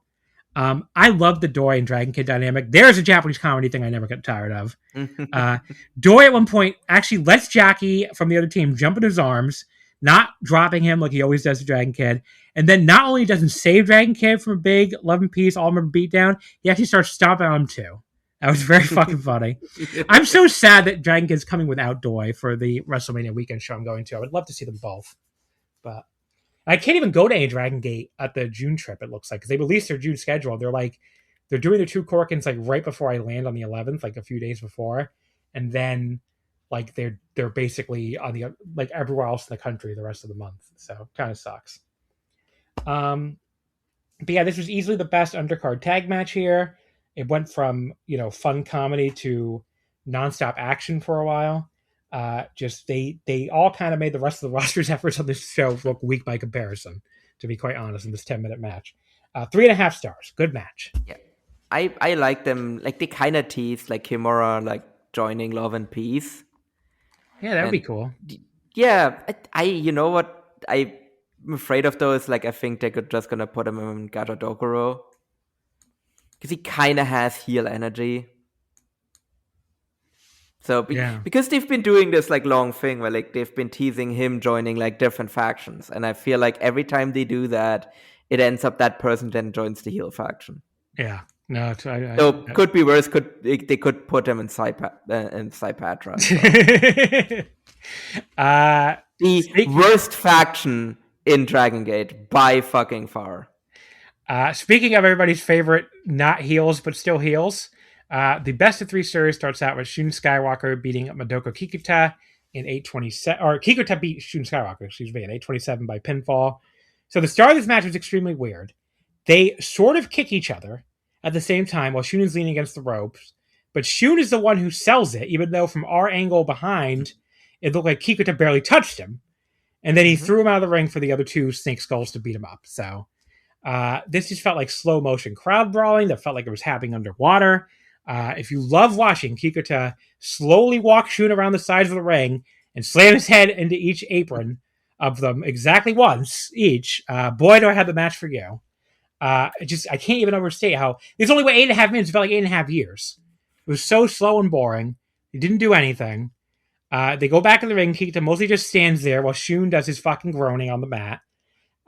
Just before they started moving a mile a minute, all of a sudden, we got the required ref bump, the legally mandated ref bump, the power to the face of Shun, the powder, and then followed by the simple air from Kikuta to pin Shun. That felt like both felt like way too little to beat Shun, and also like Shun of all people should have known better than to fucking get caught by all that shit. But yeah, other than like the 60 seconds of pretty good action we finally got at the end, this was horrendous. So it gets 1.25 stars and it likes it. Yeah, no, I think Shun has like somehow shot from having like the best character in wrestling to having like the worst character in wrestling. He's like played himself. So fucking bad. Like he's so annoying. Like somehow like I want to boo him more now than when he was a heel. I mean, he's way more annoying. Like it's just he's way more annoying. How the fuck do you turn face and become more annoying?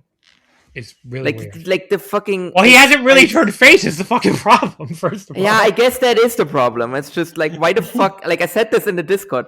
Why the fuck did Dragon Gate build like its main feud around like why is the main feud in Dragon Gate like 2 factions fighting when neither of them is likable? Like who the fuck are we supposed to cheer in this? Because I almost feel like I'd rather cheer for Gaja Dokuro than Saipatra. Because they're less annoying. Yeah, it's really weird. The second match of the fall of this 3-match series was El Cielo beating Big Boss Shimizu 3-11 via DQ. So this was going okay until we did basically the exact same finish they did for the Shimizu versus Shun at the last Korakuen, except this time with Shun removing Cielo's mask for him and tossing it to Shimizu behind the referee's back so we DQ him after he turned back around. A stupid finish that's also boring and repetitive. Wowee. 2.25. Yeah. No, I really wish they would just move on with the whole El Cielo thing and just fucking unmask him already. Like, remember when we went to that show in Kobe and we were like, oh, he's getting the next title shot, and then he just fucking lost? Yeah. I remember. Yeah. I don't know. Like I hope this whole thing just leads to him losing in the cage, and he just loses the mask, and we just fucking go from there. Because it just isn't working. This whole El Cielo thing just isn't working. That's that. Then we had Homare beating Kota Minoura in 10:59 with the Momo latch. That gives Saipatra the win in the best of 3. So this was definitely the best of 3 matches. That's not saying a whole lot, though. Even this one had stretches where it was pretty slow. And Homare all of a sudden went from sounding like he was completely dead to running around the ring super fast. I don't think he was trying to play possum or anything. I think it was just like Dragon Gate weird selling like extremes. But eventually we had Minoura just like holding. So Minoura like grabs Yagi's head and holds it in his crotch so all 6 members of Gajadokuro could beat up Homari behind him in the ring, which just looks so absurd. Like, he has to hold him there for so long that this man could give him a blowjob. To be very frank and also vulgar about it. Like, how long can he hold a man's head in his crotch? But it's also so loud. Like, you can't hear all this going on. They gave him a fucking triple team shield powerbomb at one point. I'm like, okay. But yes, then after all that, the Homari just cradles him in order for the win, which makes him look fucking stupid anyway. But very funny finish on. They popped the crowd like crazy. So I don't know. I went like 2 3/4. It was all right. I don't know. But Jesus Christ, it was stupid as hell, but also kind of fun.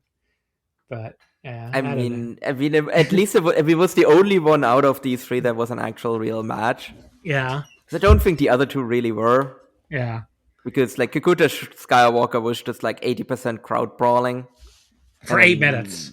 Yeah, and then El Cielo, like Big Boss, that wasn't even really a match. Yeah. This show is a skip, baby. A hard skip. Not as straight up unenjoyable as the Fukuoka show, but still quite a lot of bad here, and definitely a thumbs down show. Thumbs down house show. Especially when you combine it having to sit through the fucking Dragon Gate production, which is the worst production in wrestling. But the second night was better. If you're going to watch one of these 2 shows, this is definitely the one to watch. So this was the Glorious Gate from Sunday, 80 on 2 in front of... This one had an announced crowd of 799. They didn't announce crowd the day before. But yeah, this show opened with Homari defeating Aki in a singles match in 747 with a super kick. But yeah, this was a pretty good opener. I quite enjoyed this, actually. Very fast-paced opener. Exactly what I think you'd hope for from a Dragon Gate opener. And it really was like, why can't Homari be doing like these kind of matches all the time instead of being stuck in this fucking endless Gajadokuro feud? But yeah, 3.5 stars. This was good. Mm-hmm. I mean, yeah, like same thing for me as well, where I was like, I was kind of happy when Homari like left the like heel faction. And then...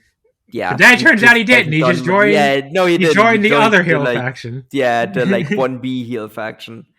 And yeah, no, like I fully agree. It's like, man, I just wish this guy would just be in like great fucking singles matches instead of like doing weird shit, which is what he's been doing like so far this year. And yeah, I don't know.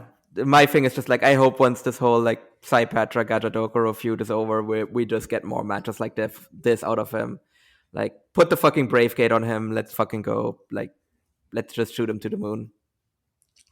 Match number 2 was Shun Skywalker and El Cielo beating Benkei and Mochizuki Jr. Cielo beating Kazuma. No, it's Kazuma Kimura Mochizuki Jr. What the hell? The Puro Spirit site failed me again.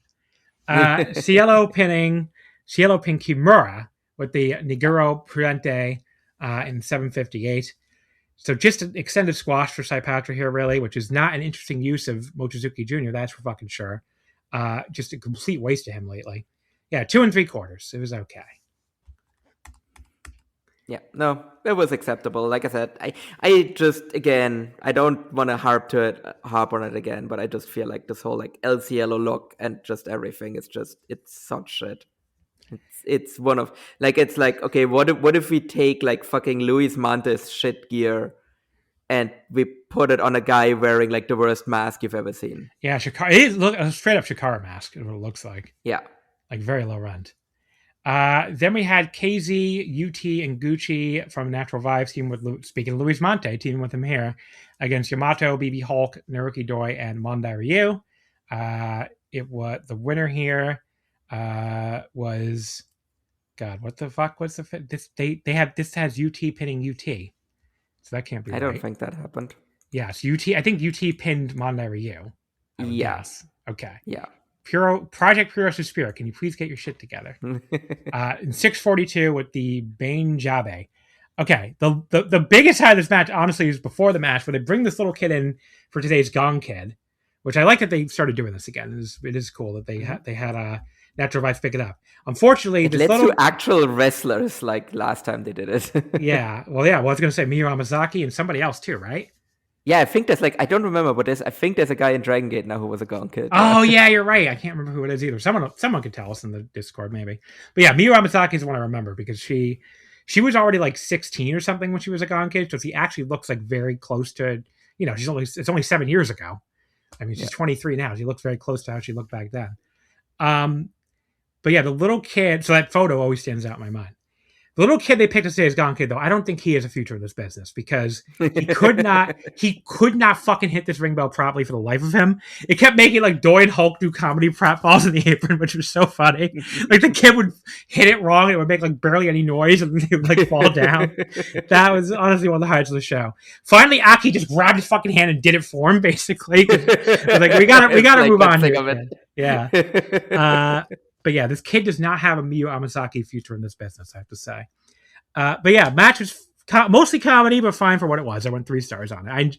I got a lot of mileage out of the pre-match pratfalls that Doi and Hulk were doing. So Doi is like one of my favorite comedy wrestlers when he feels like doing comedy. Oh no, he's fucking amazing at it. He's so hilarious. Match number 4, Strong Machine J defeated Don Fuji in 709 with a modified figure 4. Now, I thought this was going to be comedy too, but instead they just did a straight match, and Don Fuji was going really hard for a dude in his 50s. He was fucking beating the shit out of Strong Machine J a few times. So yeah, just hard-hitting, straight-ahead wrestling match. 3 1/4. Short but sweet here. Yeah, I mean, because it was a preview for the All Asia tag match. Yeah. Strong Machine J, which already happened by the time most of you are listening to this, but yeah. Match number 5. I don't know the winner though, so don't tell me if you know. I looked up the result, but I'm not going to tell you. Yeah. Thank you. Because I'm probably going to watch that like right after we finish recording, I think.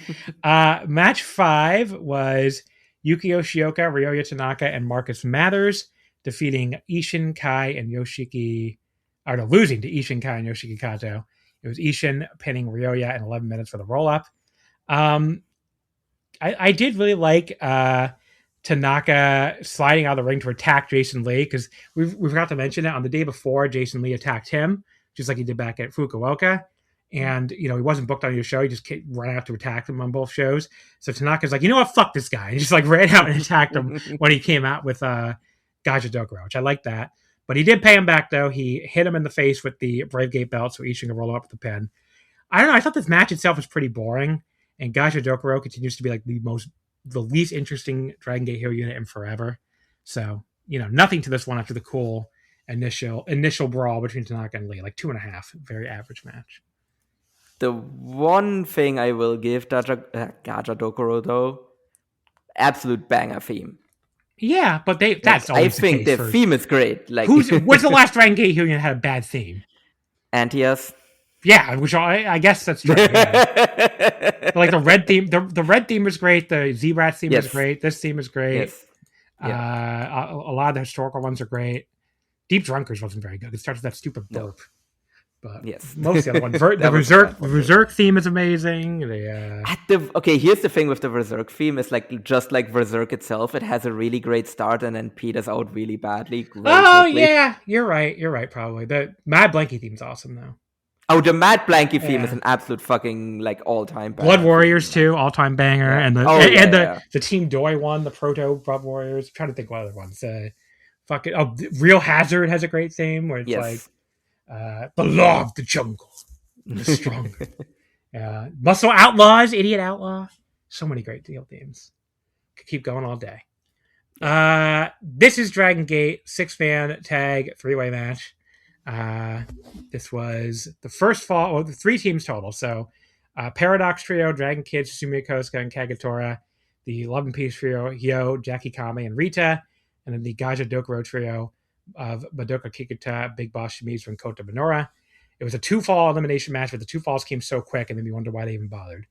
Hyo pinned Minoura in 1755, and then Dragon Kid pinned Kame in 1951 with the Ultra Dragon Rana to win the match for the Paradox Trio.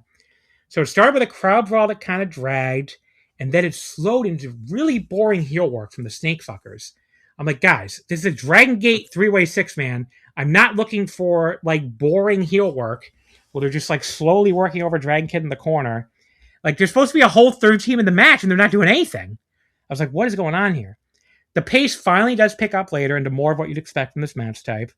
But then Hyo accidentally stutters the ref so Gaja can do the normal heel tactics, which sets him up with them hitting him with a box on the outside, and then they set the big chair pile in the ring so Kota can suplex him on it.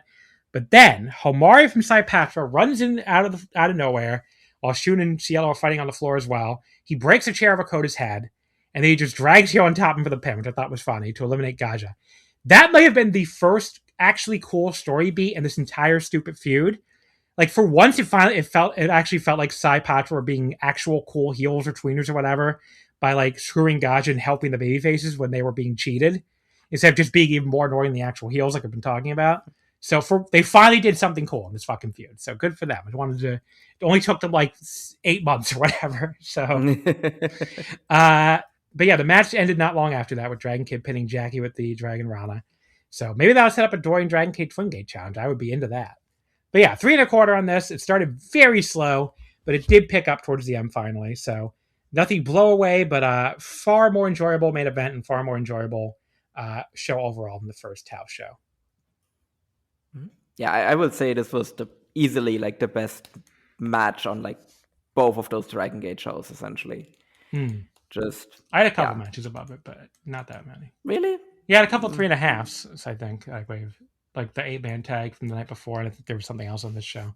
But it was definitely one of the better ones. There were plenty of bad ones. Yeah. So yeah. But yeah. No, like this one I actually enjoyed. Like the other, like there wasn't really much on the other show that I enjoyed, or this show really.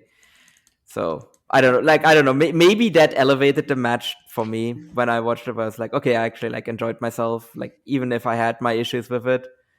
Yeah, I don't know. Like I'm very much down on Dragon Gate right now. I have to say, like I'm gonna give them until like basically my plan right now is to give them until the like the Kobe cage World? match. Oh, the cage match. No, not Kobe World, until the cage match. And if they don't have me back by then, I'm just gonna like drop them for a while. Yeah. I don't think I'm going to drop them, but we'll see. I just kind of need them to kind of want to see the better things out of them. I mean, this Korakuen happened today in the 3rd. Neither of us have watched it yet, so we're going to review it on next week. I'm going to review it on next week's show. So we'll see how that show goes. I'm not going to preview it, though, because it's most people listening to this have probably already seen it if they want to see it. So yeah. But yeah, I literally can't preview it because I've read over the results because I needed to know the result for the All Japan, for the All Asia Tag Title match because I record the Emerald FlowShow tomorrow. There you go. All right, so there transitions to all the plugs as we got out here in, like we're on 3 hours and 12 minutes, which is my shortest episode in forever. So but we had less to cover this week than some of these other episodes, so it was a little bit of a quieter week in Japan. But go ahead and plug the Emerald FlowShow, which I was just listening to the other day, your 100th episode. Yeah. So co-hosting the Emerald FlowShow on the Voice of Wrestling Network. With me and Gerard Petrolio. We are gonna record tomorrow. So depending how like everything shakes out in terms of editing and everything, like I assume this one goes up first, but you never know what might happen. So this show probably. Probably, yeah. So listen to that, and that really is it in terms of like plugs. Yeah. So there you go. Let's check out the Emerald FlowShow. All right, folks. So next week on this podcast, we'll be back with a loaded show, actually. So we go right back to things get busy again quickly. So we have the first 3 nights of the New Japan Cup, probably just the tournament matches, and maybe the Young Lion debut too. But also the New Japan March 6th anniversary show too, which is really actually that's the 3rd night of the New Japan Cup, kind of. So really 4 nights of the New Japan Cup. The first 3 nights of Stardom Cinderella, March 6th through 8th. The Dragon Gate Korakuen from today. The Noah Budokan from today. The Universe Magic Shinjuku Face Show, which I normally don't cover Wrestle Magic because I barely ever watch it, but that's like they're doing like a 2-part big one with like a tournament, so I kind of wanted to just cover it for the hell of it. Going to try to get the Tokyo Joshi Shinkiba show and the Ice Ribbon show from Itabashi that I said I would cover last week. So all of that. Plus, I don't think the JTO Korakuen's airing anywhere. If it somehow magically shows up on their YouTube, I will watch it and we will cover it, but I probably won't. So, but yeah, it's a lot of shit. So next week we'll be back to a 5-hour show, I think, with all that shit to cover. But yeah, John, my guest will be John DK, who had come on during the, he came up for the first time during the preview to Wrestle Kingdom. And, excited to have him back on again. Another guy who watches a ton of Joshi, so we do have a live Joshi next week, so that'll make a lot of sense. But yeah, John and John again. So we have 3. We still have to get John DK and John Bivens on for the John and John podcast, but we'll see if that happens. In the meantime, you can follow us on Twitter at Wrestle Omakase, Wrestling Without Fit. You can follow me on Blue Sky at Just1MB, which someday I'll change that. The unit doesn't even exist anymore. I don't know why that's my name. But anyway. And folks, thank you as always for listening, and we will see you next time. Hi, I'm Case Lowe, co-host of the Open the Voice Gate podcast. The one question I'm constantly asked when it comes to Dragon Gate is, how do I get into the promotion? Well, stop asking and start listening to the Open the Voice Gate podcast, released every Wednesday on the Voices of Wrestling podcasting network. For exclusive news and show reviews, look no further than the leader in Dragon Gate coverage, Open the Voice Gate.